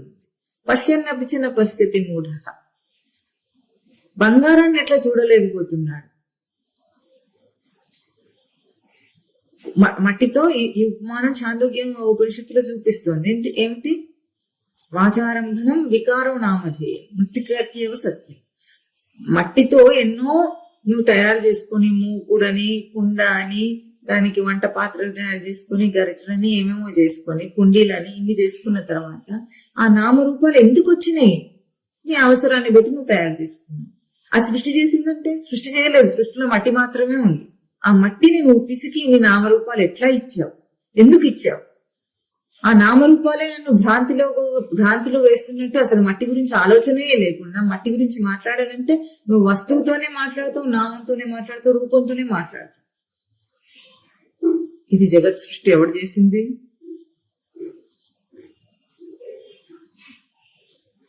చెట్టుకి చెక్క వచ్చింది, ఏం చేసావు నువ్వు? దాన్ని తలుపులన్నావు, బల్లన్నావు, ఇంకేమన్నాడు, ఏదైనా అంటాడు. ఫ్లోరింగ్ అంటాడు, రూఫ్ అంటాడు, అన్ని అంటాడు. మూల పదార్థాన్ని ఎట్లా నామరూపముల ఆపాదన చేసి వాడుకోవటం అనే నీ అవసరం చేత మరచిపోయావో, అందుకు నువ్వు మోసపోయావు. నీ జీవభావపు ఆరోపణ చేత నువ్వు మోసపోతున్నావు అని తెలుసుకో. ఎప్పుడు నిజమైన సాధకుడు ఈ ఒక్క దృష్టిని, నేను నా స్వరూపాన్ని దర్శనం చేయాలంటే ఎన్ని ఆరోపణలు చేస్తున్నాను నా మీద నేను, ఇది ఎంత ముఖ్యమైన అంశం. ఆ ఆరోపణలు తొలగించుకుంటే తన స్వరూపం దేదీప్యమానం. చూస్తున్నప్పటికీ చూడలేడు. పశ్యన్నపిచన పశ్యతి మూఢ అన్నదానికి మొట్టమొదటి సామాన్య దృష్టికి ఏమిటి లోకంలో ఏం కనిపిస్తుందంటే వస్తువులు చూపిస్తున్నాడు. ఇప్పుడు అదిగో ఫ్యాన్ అంటున్నాడు. ఉందా సృష్టిలో ఫ్యాన్? ఉందా? లేదు. నువ్వు తయారు చేసుకున్నావు దాన్ని. ఇనుము అనే ఖనిజము సృష్టిలో ఉండొచ్చు, భూమిలో దొరికింది నీకు, కానీ దాన్ని తయారు చేసుకున్నావు. విద్యుత్ శక్తిని తయారు చేసుకున్నావు, దానికి రూపాన్ని ఇచ్చావు, నీ అవసరం తీరింది, మోసపోయావు. ఇప్పుడు దాన్ని ఫ్యాన్ అనే ఒక పరికరంగానే చూస్తున్నాడు, కానీ దాని వెనుక విద్యుత్ శక్తిని ఎప్పుడు చూడడు. అవసరంలో కొట్టుకుపోతున్నాడు, వసతుల్లో భ్రాంతిలో కొట్టుకుపోతున్నాడు. అయిపోయింది. పశ్యన్నపిచిన పశ్యతి మూఢ. ఇంకా సాధకుడి దృష్టికి వస్తే సాధకుడు ఏం చేస్తున్నాడు? సాధన చేస్తున్నాడు. ఏం చేస్తాడు? సాధన చేస్తాడు. ఏం సాధన చేస్తాడంటే సామాన్యంగా ఉన్న స్థాయిలో ఎప్పుడు కూడా ఏం చేస్తాడు? సాంసారిక బాధలను గాని, సంసారంలో లోపల బయట మనుషుల వల్ల గాని, లోపల తన స్వరూపం వల్ల గాని, తన ప్రవృత్తి వల్ల గాని వచ్చిన బాధలని ఏం చేస్తాడు? దాటేయాలనే ప్రయత్నంతోనే మలుపు తిరుగుతుంది ఎవరి జీవితమైనా. ఎందుకు వస్తాడు ఇక్కడికి సాధన కంటే? అక్కడ ఇది సత్యం కాదు అన్న ఒక బాధ వాడిని తొలిచేస్తే ఆధ్యాత్మిక పరిధిలోకి వస్తాడు. అప్పుడు కూడా పశ్యన్నపిచిన పశ్యతి మూఢ ఎట్లా అవుతాడు వాడు? వాసన అదే ఉంటుంది, అదే వాసనతో ఇక్కడ ప్రయోగం చేస్తుంటాడు. విషయాల్లో తాను తిరగాడిన వాసన, లౌకిక జీవితంలో తాను తిరగాడిన తీరు, ఆ తీరుతెన్నులన్నీ ఇంకా పూర్తిగా మారకపోతే ఏమవుతుంది?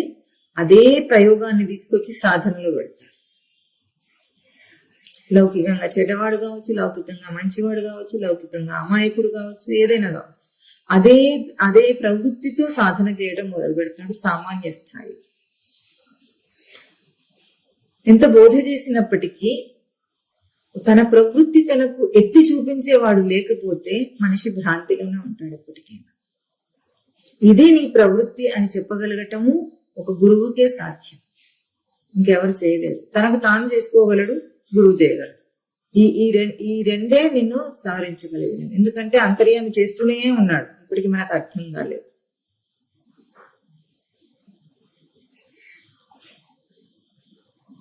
అర్థం కాలేదు కాబట్టి ఇప్పుడు ఏమైంది? మోసపోయావు. ఇప్పుడు నువ్వు సాధారణ స్థితిలో పశ్యన్నపిచిన పశ్యతి మూఢ ఎట్లా అయినావంటే చూస్తున్నాడు. ఏం చూస్తున్నాడు? శాస్త్రాన్ని చూస్తున్నాడు, తేరిపార చూస్తున్నాడు. దేంతో చూస్తున్నాడు? వాడు వేసుకున్న కళ్ళజోడుతో చూస్తున్నాడు. లోకంలో చాలా మంది ఉపమానం చెప్తారు ఆధ్యాత్మిక పరిధిలో. ఏమిటి? కళ్ళజోడు ఏం పెట్టుకుంటే, ఏ రంగు కళ్ళజోడు ఉంటే ఆ రంగులో కనిపిస్తుంది అంతే. నలుపు రంగు పెట్టుకుంటే బయటంతా చీకటిగా కనిపిస్తుంది.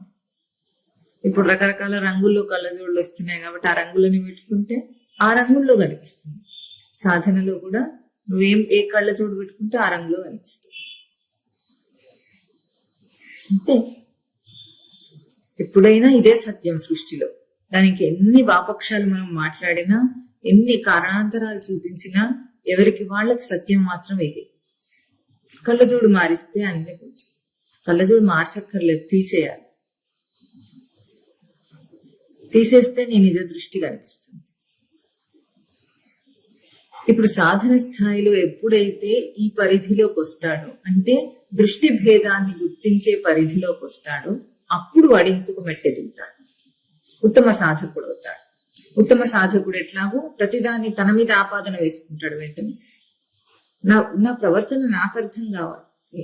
నిజానికి అందరికీ ఇది లోపల స్పష్టంగా తెలుస్తుంది. ప్రత్యక్ష అనుభవం అయింది ఏమిటంటే ప్రవృత్తి. ప్రత్యక్ష అనుభవం అది తెలుస్తుంది. తనకు తెలియకుండా మాట్లాడాడు. ఎట్లాగైతే ఒక కోపం వచ్చిన వ్యక్తి ఒక వ్యక్తిని తిట్టాలి, ఆ కోపము తనకు తెలుస్తుంది. ముందు కోపంతో తానుగిపోయి అప్పుడు బయటికి వ్యక్తం చేస్తాడు ఆ కోపాన్ని. అంటే మాటలో కోపం అక్కడ వ్యక్తం అవుతుంది, కానీ అంతకు ముందే తనకు ఆ కోపం వచ్చింది తెలిసి వ్యక్తం చేస్తాడు. అంతేనా?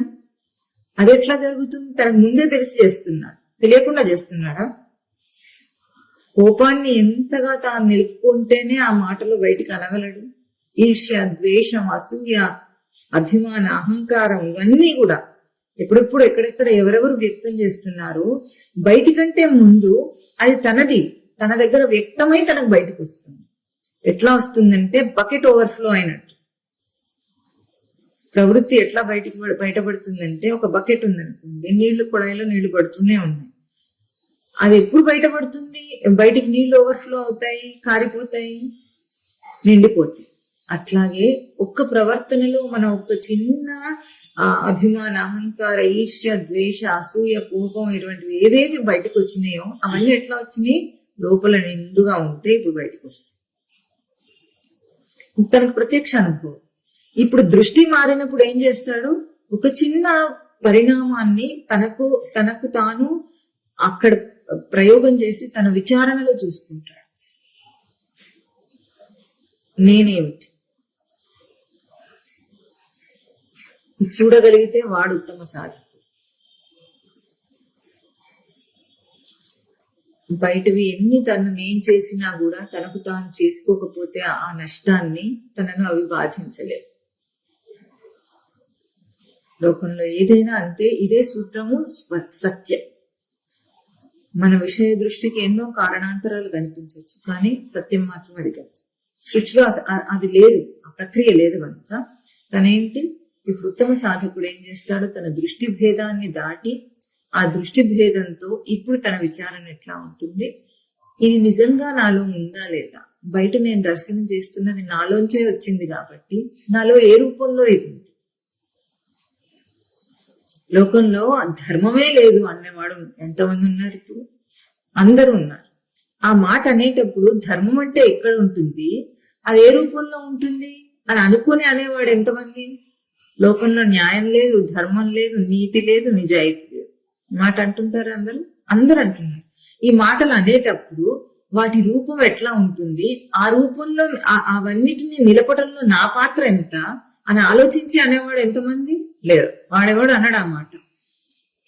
ఉపమానం చెప్పాలంటే మీకు, ఇప్పుడు దేశభక్తిలో ఏం చేస్తాడు వీడు? మళ్ళీ అదే మాట ప్రస్తావన చేస్తున్నాను అనుకోకుండా మీరు ఆలోచిస్తే, దేశం యొక్క సంస్కృతి సంస్కారాలను నేను ఎంతగా లౌకికంగానే దేశం యొక్క సంస్కృతి సంస్కారాలను నేను ఎంతగా ఆచరించి నిలిపి ఇప్పుడు నేను దేశభక్తి అంటున్నాను అని ఆలోచించాడు వీడు. చిరిగిపోయిన జీన్స్ ప్యాంట్ వేసుకొని చేతిలో జెండా పట్టుకుంటే,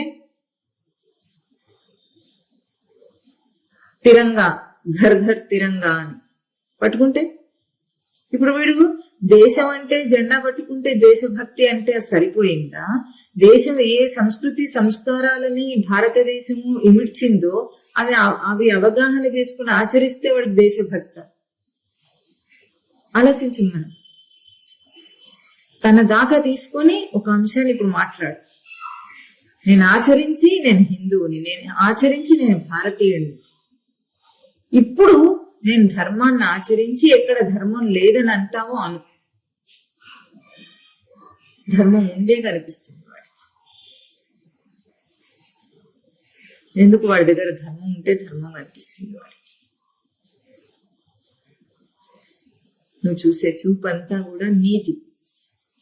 నీ చూపులోంచి బయటకు వచ్చి వ్యక్తమవుతున్న దృశ్యమే గాని, నీ దర్శనంలోంచి బయటకు వచ్చి వ్యక్తమవుతున్న దృశ్యమే గాని ఇంకొక దృశ్యం సృష్టిలో లేదు.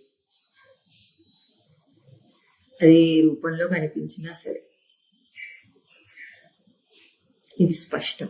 ఇది ఉత్తమ సాధకుడికి పశ్యన్నపిచిన పశ్యతి మూఢ అంటే ఏ లెవెల్లో అయినా అన్ని స్థాయిల్లో కూడా వాడి మూర్ఖుడే అవుతున్నాడు. ఎందుకంటే సిద్ధస్థితిని పొందేదాకా కూడా జీవుడు దేహధారిగా ఉన్నంత వరకు కూడా ప్రవృత్తి యొక్క ఆరోపణ వాడికి ఉన్నది. ఆ ప్రవృత్తి ఆరోపణలోనే వాడు సామాన్యుడు, వాడు జిజ్ఞాసుడు, వాడు సాధకుడు, వాడు ఉత్తమ సాధకుడు. వాడు ఇప్పుడు జ్ఞానిగా అయినప్పటికీ కూడా స్వామి ఎంత నిట్టూర్పుతో ఆ మాట అన్నాడో ఇప్పుడు మనం అర్థం చేసుకోవాలి. సదృశం చేష్టతే స్వస్యాహ ప్రకృతే జ్ఞానవానపి జ్ఞానవానపి సదృశం చేష్టతే స్వస్యాహ ప్రకృతే. అయిపోయింది. ఈ మాట మనకు అర్థమవుతుంది ఈ వాక్యాన్ని అర్థం చేసుకోవటానికి. అన్ని స్థాయిల్లో కూడా వీడు చూస్తున్నప్పటికీ చూడని వాడే అవుతాడు. ఎంతసేపు ఇది అవుతుంది మనందరికీ కూడా ప్రవృత్తి యొక్క పట్టి వేసుకున్నంతసేపు, కళ్ళ జోడు పెట్టుకున్నంతసేపు. దీని నుండి దాటాలంటే ఏం చేయాలి? మరి దేహధారిగానే ఉండి దాటాలి కదా. ఇప్పుడు ఇంకొక ఉపాయం లేదు కదా. ఏం చేయాలి అంటే ప్రతిసారి ఆరోపణ తన మీద వేసుకుని బయట మాట్లాడాలి. దృశ్య జగత్తు లేదు కనుక, దర్శన జగత్తే సత్యం కనుక అది అయ్యేదాకా అట్లాగే విచారించాలి. ఎన్ని కష్టాలు వచ్చినా సరే దానికి ఏమిటి అర్థము? నన్ను సవరించే కష్టమే గాని నన్ను బాధించే కష్టం సృష్టిలో లేదు, పెట్టరు ఎవరు. నన్ను నా సవరణకి అన్న ఒకే మాటని తను ఎప్పుడూ తన జిజ్ఞాసగా పెట్టుకుంటే, జిజ్ఞాస అగ్నిగా పెట్టుకుంటే, అది నా సవరణకి అలా అర్థమవుతే వాడు ఉత్తమ సాధకుడు, సిద్ధుడవుతాడు. దేహధారిగా ఉన్నంతసేపు దైహికమైన ఈ విషయాలలో తిరగాడినప్పటికీ కూడా ఇది నా సవరణకి, ఇది నా సవరణకి, ఇది నా సవరణకి, ఇంకేం లేదు. ఎందుకు?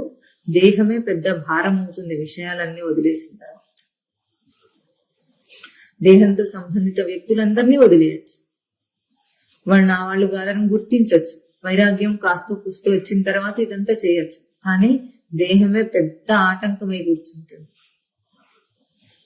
దేహం మీదకి వచ్చినప్పుడు ఎట్లా ఉంటుంది తన స్థితి?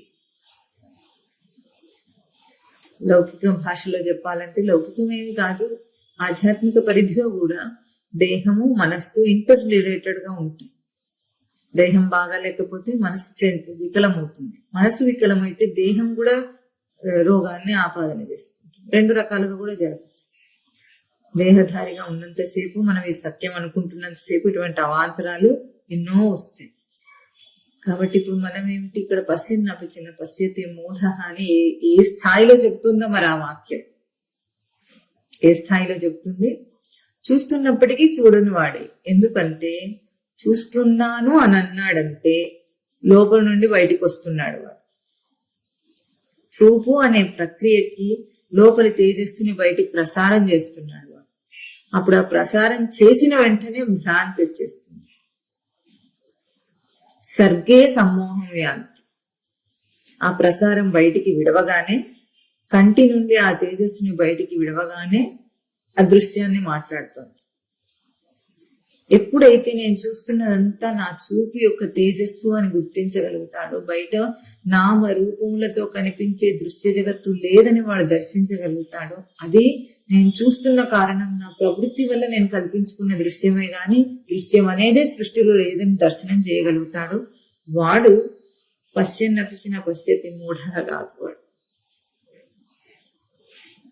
చూస్తూ చూడటం లేదని తెలుసుకునేవాడు. పశ్యన్ నైవ కించిత్ కరో, అది వాడి స్థాయి. ఏం మాట్లాడుతున్నాం మనం? ఏం మాట్లాడుకుంటున్నాం? ఏం వ్యవహారం చేస్తున్నాం? సాధన కూడా పెద్ద భారం చేసుకొని బతుకుతున్నాడు సాధకుడు. వ్యవహారం చేసుకొని బతుకుతున్నాడు. కేవలం సంకల్పం మాత్రం చేతనే సృష్టి జరుగుతుందని శాస్త్రం చెప్తుంటే, సృష్టిలో ఇంత జగత్తు కనిపిస్తూ ఉంటే మరి ఆ జగత్తుకు కారణం నా సంకల్పం అని గుర్తించకపోతే? ఇరుక్కున్నాను నేను, ఎందుకు? సంకల్పం మాత్రం చేత.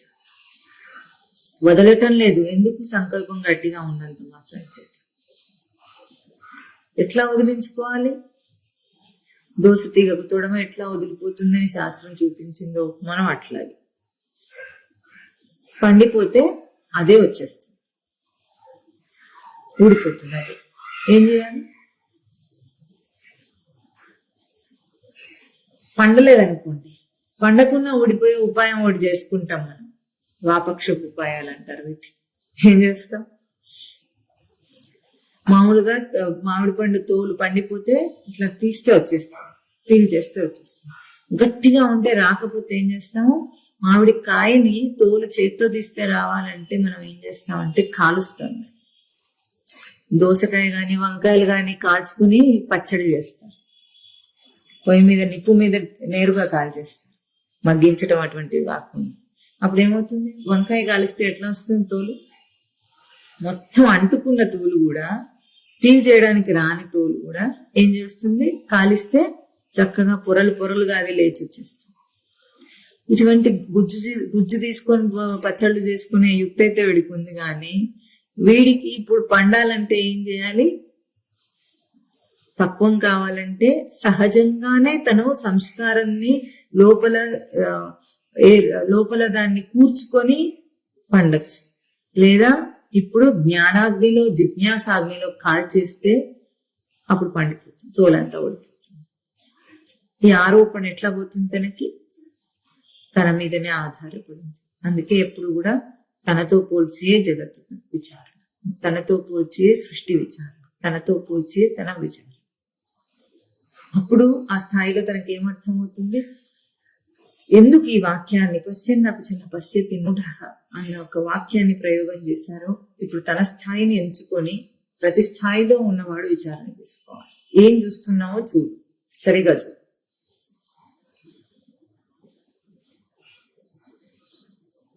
లౌకికుడి దగ్గర నుండి సిద్ధస్థితి దాకా నీ ప్రతి మాటలో, నీ ప్రతి వ్యవహారంలో, ప్రతి కదలికలో, ప్రతి అంశంలో కూడా ఇది వర్తిస్తుంది. ఎట్లా వర్తిస్తుంది, ఒక గ్రహింపు తనకు వచ్చింది, ఆ గ్రహింపు తనని ఏం చేస్తుంది,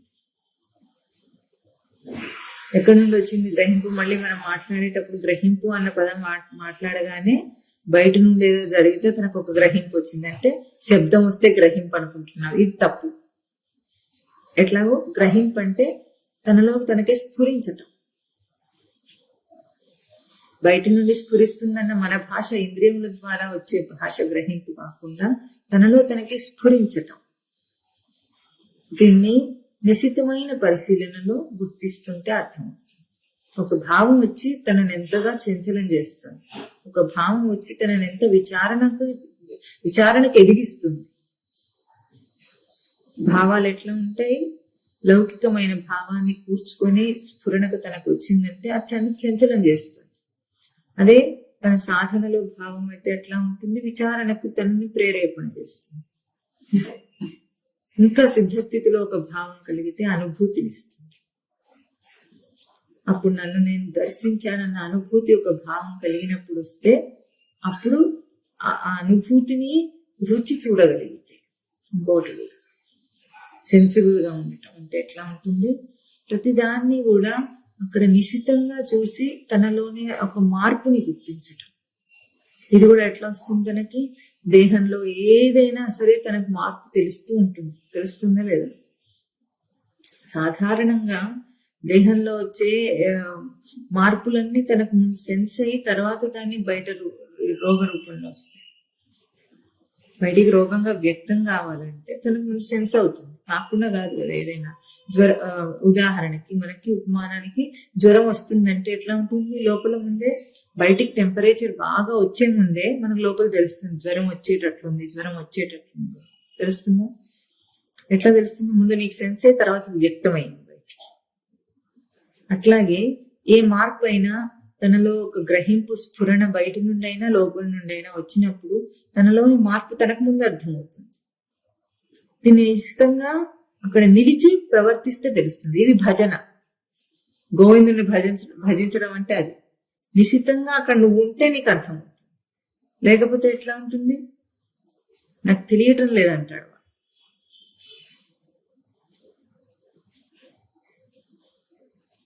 ఎందుకు తెలియటం లేదంటాడు? దేహాతీత స్థితిలో అంటున్నాడా లేదా తమో గుణంలో అంటున్నాడా? దేహాతీత స్థితిలో కూడా తెలియకపోవచ్చు. దేహంలోని మార్పులు అతిక్రమించే అంత స్థితిలో అంటున్నాడా లేదా తనకి ఏం అర్థం కావటం లేదంటే ఇంకా నీకు దాన్ని గుర్తించే అంత గ్రహింపును గుర్తించే అంత నిలకడ లేకుండా ఉన్నాం, సెన్స్ చేయలేకుండా ఉన్నాం. రెండు భేదాలు మళ్ళీ. ఎందుకు? పశ్యన్నపిచిన పశ్యతి మూఢ దిట్టారు. ఇప్పుడు నేను ఏం చేస్తున్నాను, ఏం చూస్తున్నాను, ఇది చాలా ముఖ్యమైన అంశంగా ఇక్కడ చూపించారు. ఒక గొప్ప సూచన తనకి. ఇప్పుడు దేహాతీత స్థితిలో ఉన్నానా, దేహం యొక్క పట్టింపు లేకుండా గుర్తింపు రావటం లేదా దాన్ని గుర్తించలేని స్థితిలో ఉన్నానా అంటే, ఒక ఉదాహరణ మళ్ళీ మనకేమిటి, ఒక చిన్న పిల్లవాడు ఉన్నాడు. పసిపిల్లవాడికి ఏదైనా అయితే పసిపిల్లవాడికి దేహంలో కూడా మార్పులు తెలుస్తాయి, కానీ వాడు ఏ రూపంలో వ్యక్తం చేస్తాడు దాన్ని? ఏదైనా రుగ్మత వస్తే ఏడుస్తాడు, అంతేనా? ఏదొచ్చినా సరే వాడికి రోదనాస్త్రం, ఇంకో అస్త్రం లేదు కనుక ఏం చెప్పలేడు కనుక వాడు ఏం చేస్తాడు? ఏదొచ్చినా సరే ఏడుస్తాడు. శివుడికి ఆకలైనా ఏడుస్తాడు, చీమ కొట్టినా ఏడుస్తాడు, ఏ మార్పు వచ్చినా ఏడ్చే వ్యక్తం చేయగలడు. కానీ వ్యక్తం చేయలేకపోవటంలో భాష రాదు కనుక మనకు అనుకుంటున్నాం, కానీ వాడు గుర్తించలేకపోవచ్చు. అది పసితనం. కానీ తల్లికి పిల్లవాడి ఏడుపులోని ఒక్కొక్క ఏడుపుకి భేదం అర్థం అవుతుంది. ఎప్పుడు ఎట్లా ఏడిస్తే వాడికి ఏమైందో తల్లి గుర్తించగలదు. ఎట్లా గుర్తిస్తుంది అంటే, ఆ దేహానికి భౌతికంగా ఆ దేహానికి ఈ దేహానికి ఉన్న ఇండక్షన్ సంబంధం ఉంది కనుక, స్పందనలు ఉన్నాయి కనుక గుర్తించగలరు. ఇంకెవరైనా ఎత్తుకున్నా సరే వాడు ఏడుస్తున్నాడంటే వాళ్ళు ఏమనుకుంటారు? వాడికి పాలు కావాలేమో అని అనుకుంటారు. కానీ తల్లికి ఏం తెలుసు? వాడికి అప్పుడు ఏం కావాలో, ఆ ఏడుపుకి అర్థం ఏమిటో తెలుస్తుంది. అట్లాగే తన స్థితిని, తన గ్రహింపులోని ఆ భావం స్ఫురించినప్పుడు తనకు కలిగిన ఆ లోపల చంచలత్వం గాని, విచారణ గాని, భావ పరిణితి గాని తనకంటే ఎక్కువ తనకు ఎవరికి తెలుస్తుంది? గురువుకి తెలుస్తుంది. తల్లి ఎట్లాగైతే గుర్తించి వాడికి కావాల్సింది చేయగలదో, ఆ పరివర్తన లోపల తనకు కలిగే మార్పులు అవన్నీ గురువుకి అర్థమవుతాయి. ఎందుకు అర్థమైంది? భౌతిక దేహంతో తల్లి బిడ్డ ఎట్లా ఆ సంబంధంలో ఉన్నారు, అభౌతికమైన ఆ సంబంధం ఉంటాడు గురువు, నిజమైన శిష్యుడు ఉంటే అప్పుడు అర్థమవుతుంది. వాడి ప్రవృత్తిని, వాడికి తెలియని ప్రవృత్తిని ఎత్తి చూపించగల స్థితిలో ఉంది. తల్లికి ఎందుకు అన్ని అర్థమవుతాయి? కేవలం భౌతికంగా తన గర్భంలోంచి వచ్చిన వాడిని కాకుండా లోకంలో కూడా పెద్దవాళ్ళు ఏదైనా చెప్తే మామూలుగా ఏమంటారు? ఇవన్నీ మేము దాటొచ్చామంటారు. ఒక యవ్వన వయసులో ఉండే ఆ భావాలు ఎట్లా కలుగుతాయి, ఆ వేగం ఎట్లా ఉంటుందో ఒక మధ్య వయసు వాడు గాని, ఒక ముసలాడు గాని ఎట్లా చెప్పగలుగుతారు? ఏమంటారు? ఈ వయసు దాటొచ్చాం మేము అంటారు. ఈ వయసు దాటొచ్చారు కాబట్టి, దాటొచ్చాను కాబట్టి నాకు తెలుసు అంటాడు. అంటే ఆ వయసులో ఆ దేహానికి ఎటువంటి అవాంతరాలు వస్తాయో, ఏ వయసులో ఎట్లా ఉంటాడో, కౌమార అవస్థలో ఎట్లా ఉంటాడో, యవ్వన అవస్థలో ఎట్లా ఉంటాడో, ముసలాడైన వాడికి అన్ని తెలుసు, అప్పుడు చెప్పగలుగుతున్నాడు. అట్లాగే ఇప్పుడు గురువుకి ఎట్లా తెలుస్తాయి ఇవన్నీ అంటే, ఎదిగిన స్వరూపం కనుక, ఎదిగి స్థిరమైన స్వరూపం కనుక, ఎదుగుతున్న వాడు ఎట్లా వస్తాడో వాడికి ఆ గురువుకి అర్థమవుతుంది. వాడి స్థితిని అర్థం చేసుకొని తాను ఏ విధంగా దాటారో, దాన్ని ఎట్లా విచారణ చేత దాటగలిగారో అది మనకి చెప్పగలరు.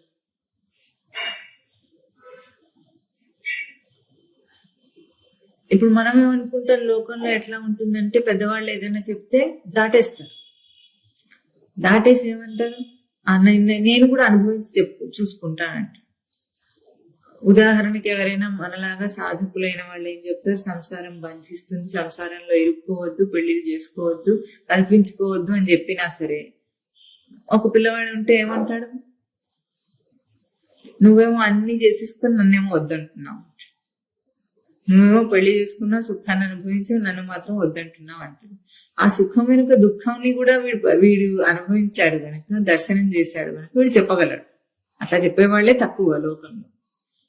సంసారం బంధిస్తుంది, బాధిస్తుంది అని చెప్పేవాళ్లే తక్కువ. అప్పటికి వీడేం చేస్తాడు, వీడినేదో సుఖం నుండి దూరం చేస్తున్నాడు అని అనుకుని నేను కూడా చేసి చూస్తానంటాడు.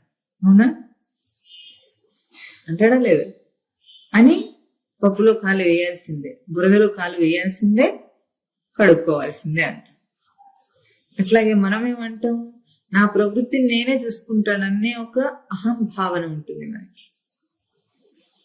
ఎత్తి చూపిస్తున్నప్పుడు కూడా ఆ ప్రవృత్తిని నేను సాధించి చూసుకోగలననే ఒక అహంభావన ఉంటుంది. అంటే చెప్తున్న దాన్ని పశ్చిన్న పశ్యతి మూఢ, అంతటా చూసుకుంటూ కూడా నాకు లేదంటాడు. అప్పుడు ఏమనాలి మనం? ఒకరినొకరు అనటానికి కాదు, ఎవరి స్వవిచారణకి వాళ్ళకి. ఎవరికి ఏదైనా కూడా తన విచారణ అంశమే అని సాధకుడు ఎప్పుడు గుర్తిస్తాడు. ప్రతి చిన్న కదలికని, మార్పుని అక్కడికక్కడ నిలిపి దాంట్లో నిజాలను తనలో గ్రహింపులో భేదాన్ని అక్కడ దర్శనం చేయగలుగుతాడు. వాడు ప్రవృత్తి యొక్క ఆరోపణను తప్పించుకోగలుగుతాడు. ఇప్పటిదాకా ఎందుకు మొట్టమొదట మనం ఈరోజు మననం చేసింది ఏమిటి? ఎందుకు ఈ జగత్తు కనిపిస్తుంది తనకి? ప్రవృత్తి ఆరోపణ. జీవుడు అంటే ఉనికి మీద ప్రవృత్తి ఆరోపణ కలిగిన వాడు జీవుడు. ఆ ప్రవృత్తి ఆరోపణ లేకపోతే వాడు జీవుడు కాదు. కనుక దర్శనం ముందు స్వరూప దర్శనం కోసం తహతహలాడకుండా ప్రవృత్తి దర్శనాన్ని అభ్యాసం చేయాలి. ప్రవృత్తిని ఎంతగా దర్శిస్తాడో అప్పుడు అది లేనిదిగా, తొలగించగలిగినదిగా కనిపిస్తుంది వాడికి. స్వరూప దర్శనానికి ప్రయత్నం ఏముందట? లేదు. ఎందుకు? ఎప్పుడైతే తెర తొలగిందో లోపల ఉన్న స్వరూపం స్పష్టం, తనకి చింది బయటకు వస్తుంది.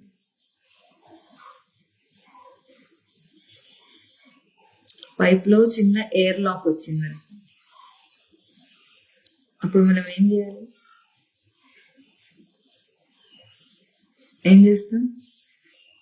నీటి ప్రెషర్ ని పెంచుతూ పోతూ ఉంటే కూడా అది పోకపోవచ్చు. నీళ్లు లేక కాదు, అక్కడ ఆగిపోయినందుకు మధ్యలో వికల్పమైన వాయువు బంధించింది కనుక అక్కడ మనకు ఆ ప్రవాహం, నీటి ప్రవాహం ఆగిపోయింది, తెలుస్తుంది. అంతే. అప్పుడు మన కర్తవ్యం ఏమిటి? ఆ ఎయిర్ లాక్ ని తీసేయడమే మన ప్రయత్నం, అంతే. అట్లాగే ప్రవృత్తి యొక్క ఆరోపణని తీసేసుకోవటమే తనకు కావాలి. స్వరూప దర్శనం కావటం లేదంటే తన వెనక్కి ఇది ఉంది కదా, దాన్ని అడ్డగించే అంశం నీకు ఉంది కదా. ఇది చాలా ముఖ్యమైన అంశం. ఉదర నిమిత్తం బహుకృత వేషం.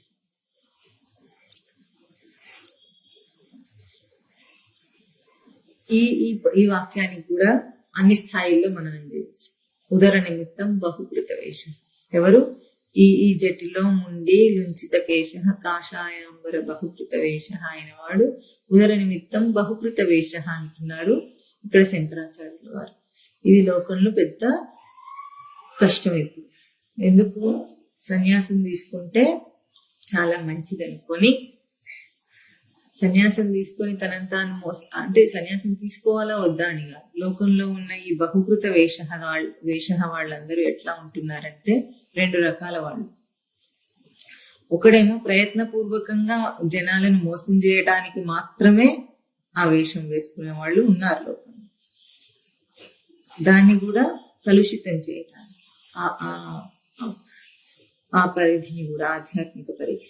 అట్లా కాకుండా కూడా లోకంలో చాలా మందికి కాస్త వైరాగ్యం రాగానే సన్యాసం తీసేసుకుందాం అనుకుంటారు. ఎందుకు అనుకుంటారు? సన్యాసాశ్రమం అత్యున్నతాశ్రమం కాబట్టి, శాస్త్రం చెప్పింది కాబట్టి. ఇప్పుడు ఏం చేస్తాడు? సన్యాసం తీసుకుంటే ముక్తి వచ్చేస్తుంది అనుకుంటాడో అనుకోడు, అది కూడా అనుకోకుండా నేరుగా వైరాగ్యం రాగానే సన్యాసం తీసేసుకుంటాడు. కానీ సన్యాసం అనేది కేవలము కాషాయ వస్త్రధారణ కాదు అని గుర్తించగలగాలి ఒక ఉత్తమ సాధన. ఎట్లాగూ కాషాయ వస్త్రం తనను కాపాడుతుంది. దేని నుండి కాపాడుతుందంటే ఒక గుర్తింపు నుండి నిన్ను తప్పించగలదు. ఒక దీక్షా వస్త్రం గాని కాషాయ వస్త్రం గాని ఏం చేస్తుంది, లౌకికంగా నిన్ను అందరూ గుర్తించే ఒక గుర్తింపును తప్పించగలరు. ఇప్పుడు అయ్యప్ప మాల వేసుకుంటారు అందరూ ఏమంటారు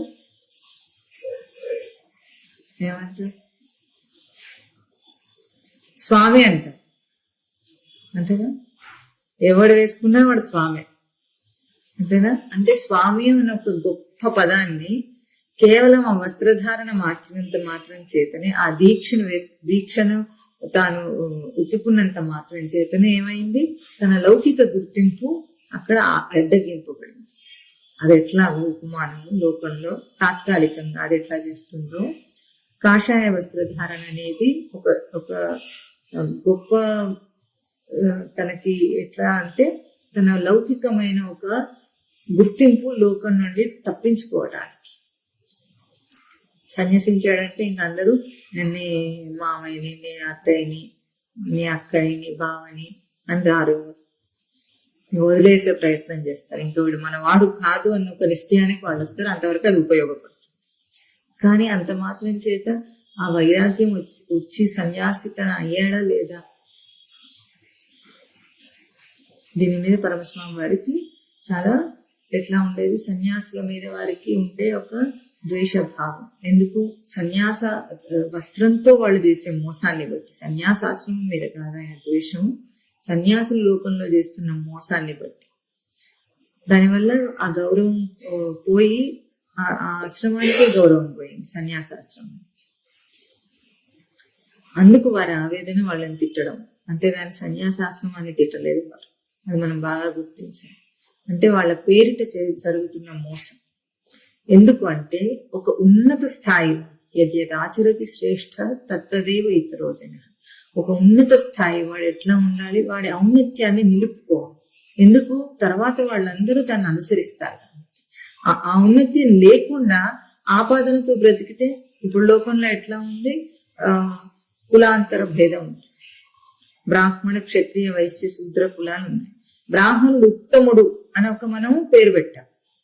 అందుకే బ్రాహ్మణుడు ఉత్తముడు కాబట్టి వాడిని అందరూ గౌరవిస్తారు.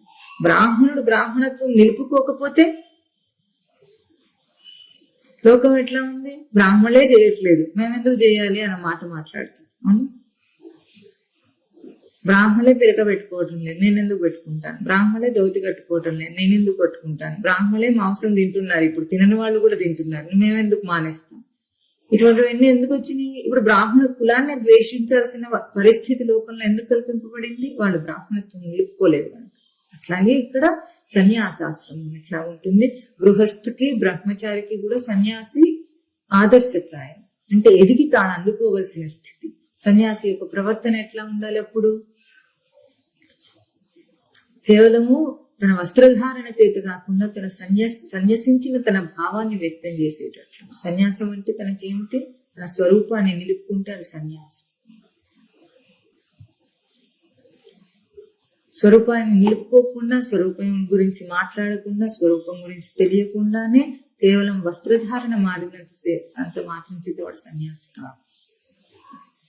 లోకంలో ఇటువంటి వాళ్ళు బహుకృత వేషం, ఉదర నిమిత్తం బహుకృత వేషం ఎంతో మంది లోకంలో కనిపిస్తున్నారు మనకి. ఎవరో ఒకరు తిండి పెడతారు, కాషాయం కట్టుకుంటే దండం పెట్టేవాడు పెడతాడు, తిండి పెట్టేవాడు పెడతాడు. ఉదర నిమిత్తం. పూర్తి గుండు చేసుకుంటే గౌరవించే గౌరవం వేరు, జడలు కట్టుకుంటే గౌరవించే గౌరవం వేరు అనుకొని రకరకాల వేషాలు వేసేవాళ్ళు లోకంలో ఎంతో మంది ఉన్నారు. వాళ్ళందరూ దేనికోసం చేస్తున్నారు?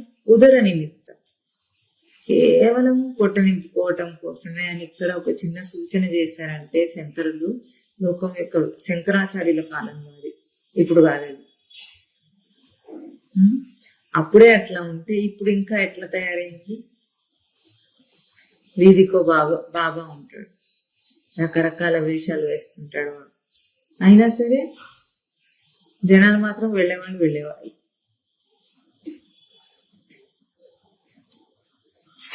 వీటన్నిటికీ కూడా పశ్యన్నపిచిన పశ్యతి మూఢ అంటే వాడిని వీడిని ఇద్దరిని తిడుతున్నారు అక్కడ. మోసపోయేవాడిని, మోసం చేసేవాడిని.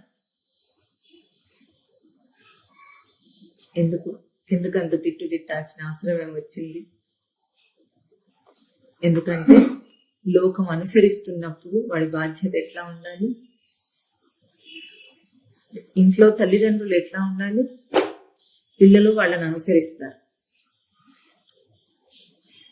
తనను అనుసరించేవాడు ఎవరు లేకపోతే స్వేచ్ఛగా ఎట్లాగైనా ఉండొచ్చు. కాదు, నన్ను అనుసరించేవాడు ఉన్నాడు అనుకునేవాడు ఎట్లా ఫీల్ అవుతాడు?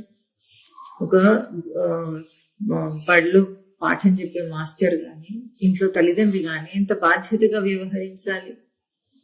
పిల్లలు చెడిపోతున్నారంటే ఏం మాట్లాడే పనేం లేదు, మనకు తెలిసిన విషయం. తల్లిదండ్రులనే అంటారు.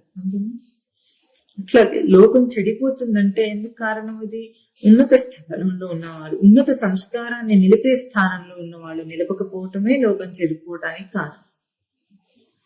లౌకిక దృష్టికి బ్రాహ్మణుడు కారణం ఇప్పుడు లోకం చెడిపోవటానికి. ఎందుకు? చదువు లేదు, సంధ్య లేదన్న తిట్టుకి వాడు ఇప్పుడు బ్రాండ్ అంబాసిడర్.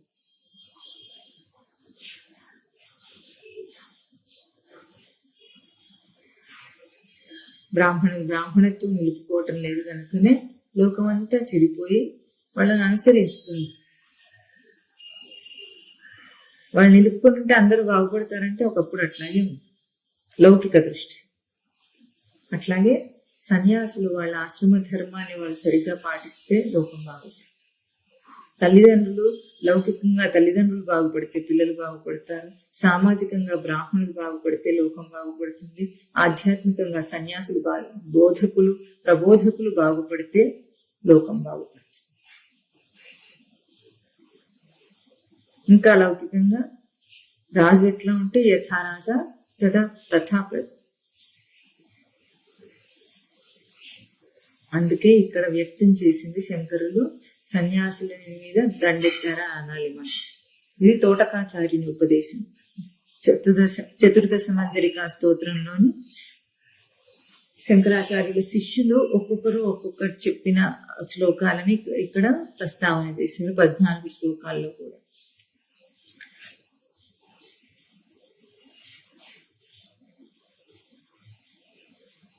ఈ శ్లోకాలన్నిటిలో కూడా పంథా మారుతూ వచ్చింది. మొదట్లో చెప్పిన పంథాకి, తర్వాత శిష్యులు చెప్తున్న శ్లోకాల్లోని పంథాకి మార్పు వచ్చింది. ఆ మార్పులో ఏది మారినా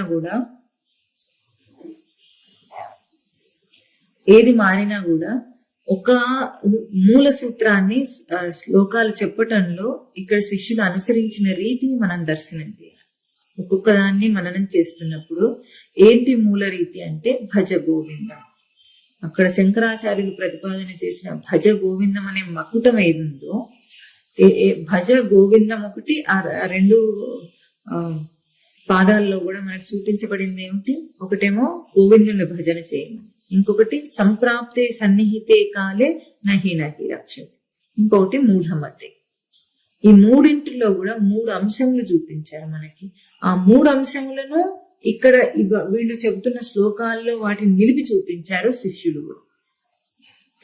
ఎప్పుడు కూడా ఆ పాటకు పల్లవి ఎట్లా ముఖ్యమో ఒక స్తోత్రానికి గాని వాటికి ఎట్లా ఉంటుంది, మకుటం ఏది ఉంటుందో. ఇప్పుడు మనం సువర్ణమాల స్థితి మననం చేసినప్పుడు ఎట్లా అక్కడ సాంబ సదాశివ శంభో శంకర శరణం మే తవ చరణ యుగం అని అక్కడ మే తవ అన్న పదాలని బాగా మననం చేశాం. 2 పదాలు చూపించి అక్కడ శరణం అన్న పదంతో ఎందుకు చెప్పారు శంకరాచార్యులని మనము మొత్తం శ్లోకాలన్నిటిలో కూడా మననం చేస్తూ వచ్చాం. అట్లాగే ఇక్కడ భజ గోవిందం నహి రక్షతి డుక్రీకరణి సంప్రాప్తి సన్నిహితే.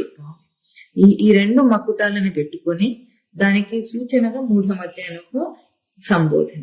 ఇవి రెండింటిని చూపించి అన్ని శ్లోకాల్లో కూడా ఈ అంశాన్ని దర్శనం చేయగలగాలి.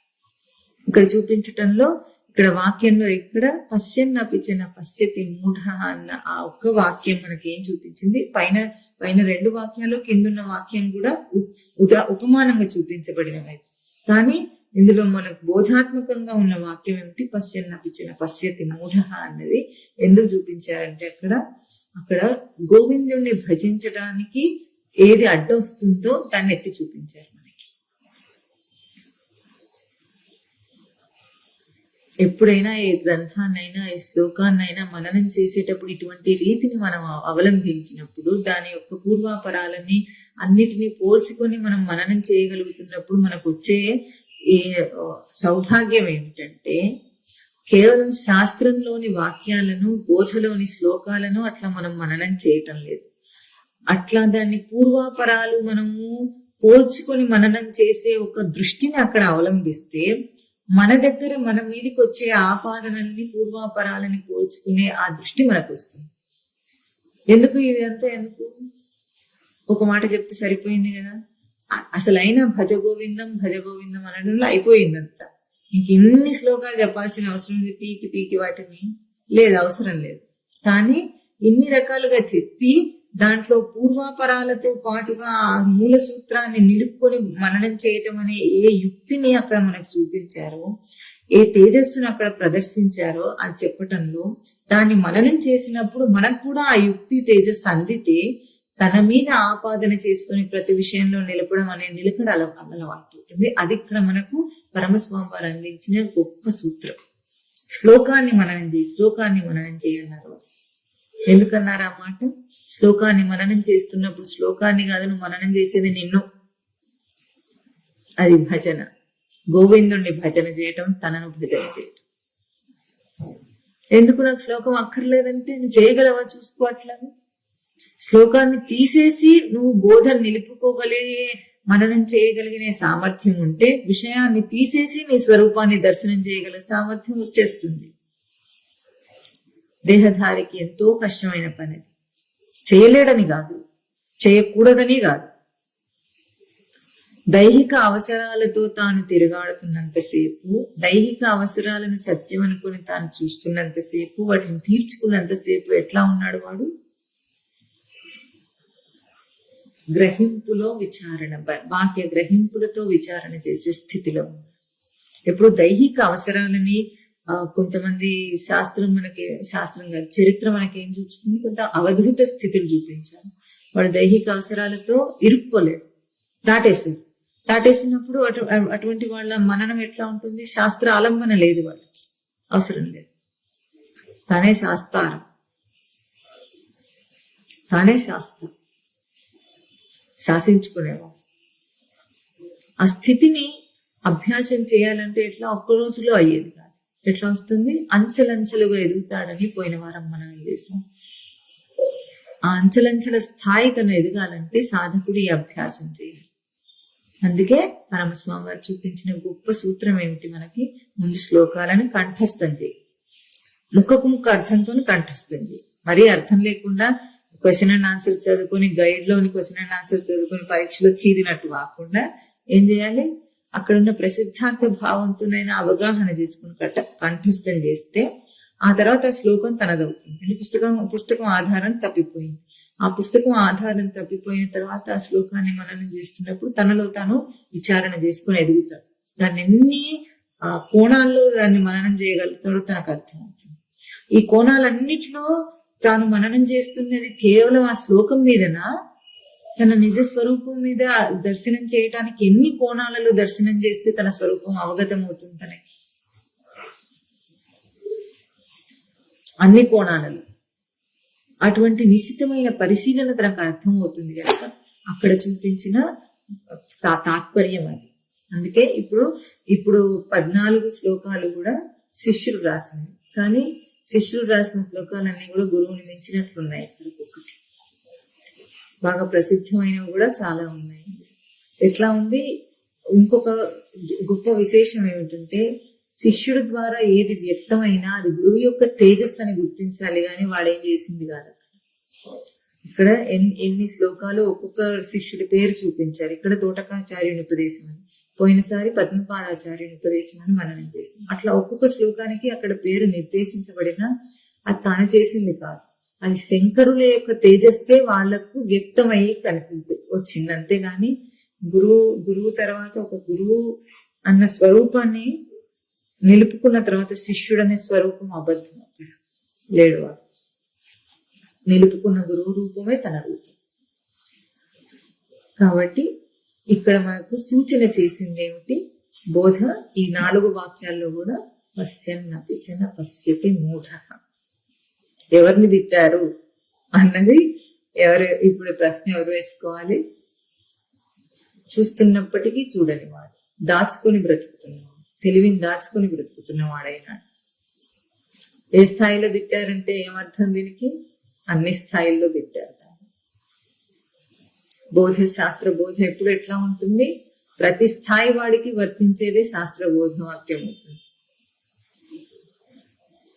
ఈ స్థాయిలో వీడికి జపాలి, ఆ స్థాయిలో వాడికి అది జపాలి ఉండదు. ఒక వాక్యం చెప్పింది శాస్త్రం అంటే అందరికీ అది అప్లై అవుతుంది మన భాష. కనుక ఇంట్రాస్పెక్షన్ ఎక్కడ సామాన్య మనిషి, జిజ్ఞాసుడు, సాధకుడు, ఉత్తమ సాధకుడు, జ్ఞాని, సిద్ధుడు అందరూ కూడా ఎవరి స్థాయిలో వాళ్ళు ఇంట్రోస్పెక్ట్ చేసుకోవాలి. ఎందుకంటే ప్రవృత్తి రూపుడే ఉన్నాడని స్వామి స్పష్టమైన వాక్యం. ఎవరెవరి ప్రవృత్తిని వాళ్ళు ఎంతెంతగా దర్శిస్తే అంతంతగా స్వరూప దర్శనం అవుతుంది. గోవిందుని భజిస్తే జీవుడి రూపం తెలియబడుతుందా? జీవుడి రూపం తెలిస్తే గోవిందుడిని భజించిన వాడవుతాడు. భజన అంటే తనంతా నిలపడం అంటున్నాం, కానీ వాక్యము భజ గోవిందం అంటున్నాం. ప్రవృత్తిని దర్శిస్తే స్వరూపం తెలుస్తుందా? స్వరూపాన్ని దర్శిస్తే ప్రవృత్తి తెలుస్తుందా?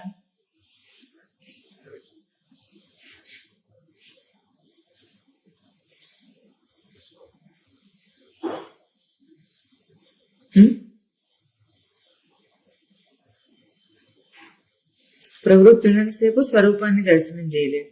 స్వరూప దర్శనం అయితే గాని ప్రవృత్తి అర్థం కాదు. ఇప్పుడు ముందేది?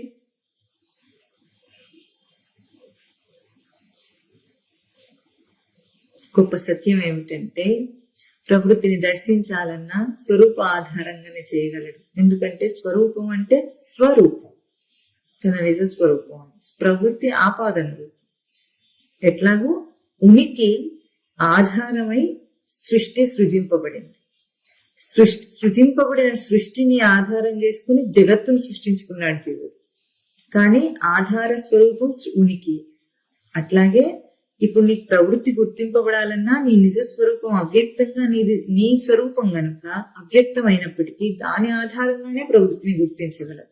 ఆ అవ్యక్తమైన దాన్ని వ్యక్త రూపంలో గుర్తించటం అనేది వీడి పార్ట్, జీవుడి పార్ట్.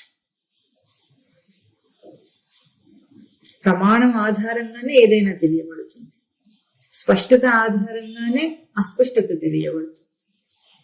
స్వచ్ఛమైన తెర మీద మరక ఉంటే స్వచ్ఛత వల్ల మరక అది వ్యక్తమై కనిపిస్తుంది, హైలైట్ అవుతుంది. గుర్తిస్తూనే నా స్వరూపాన్ని దర్శించగలగాలి. ప్రవృత్తిని గుర్తిస్తూ స్వరూప దర్శనం అవుతుంది. ఇది జీవుడు గుర్తించవలసిన అంశమని ఇక్కడ పశ్యన్నపి చ న పశ్యతి మూఢ అన్న వాక్యంలో ఇవాళ బోధ చూపించారు మనకి. చెప్పండి. భజ గోవిందం, భజ గోవిందం, గోవిందం భజ మూఢమతే, సంప్రాప్తే సన్నిహితే కాలే, నహి రక్షతి దుఃఖీకరణి, జటిలో ముండి ముంచిత కేశః, కాషాయాంబర బహుకృత వేషః, పశ్యన్నపి చ న పశ్యతి మూఢః, న పశ్యతి ఉదర నిమిత్తం బహుకృత వేషః.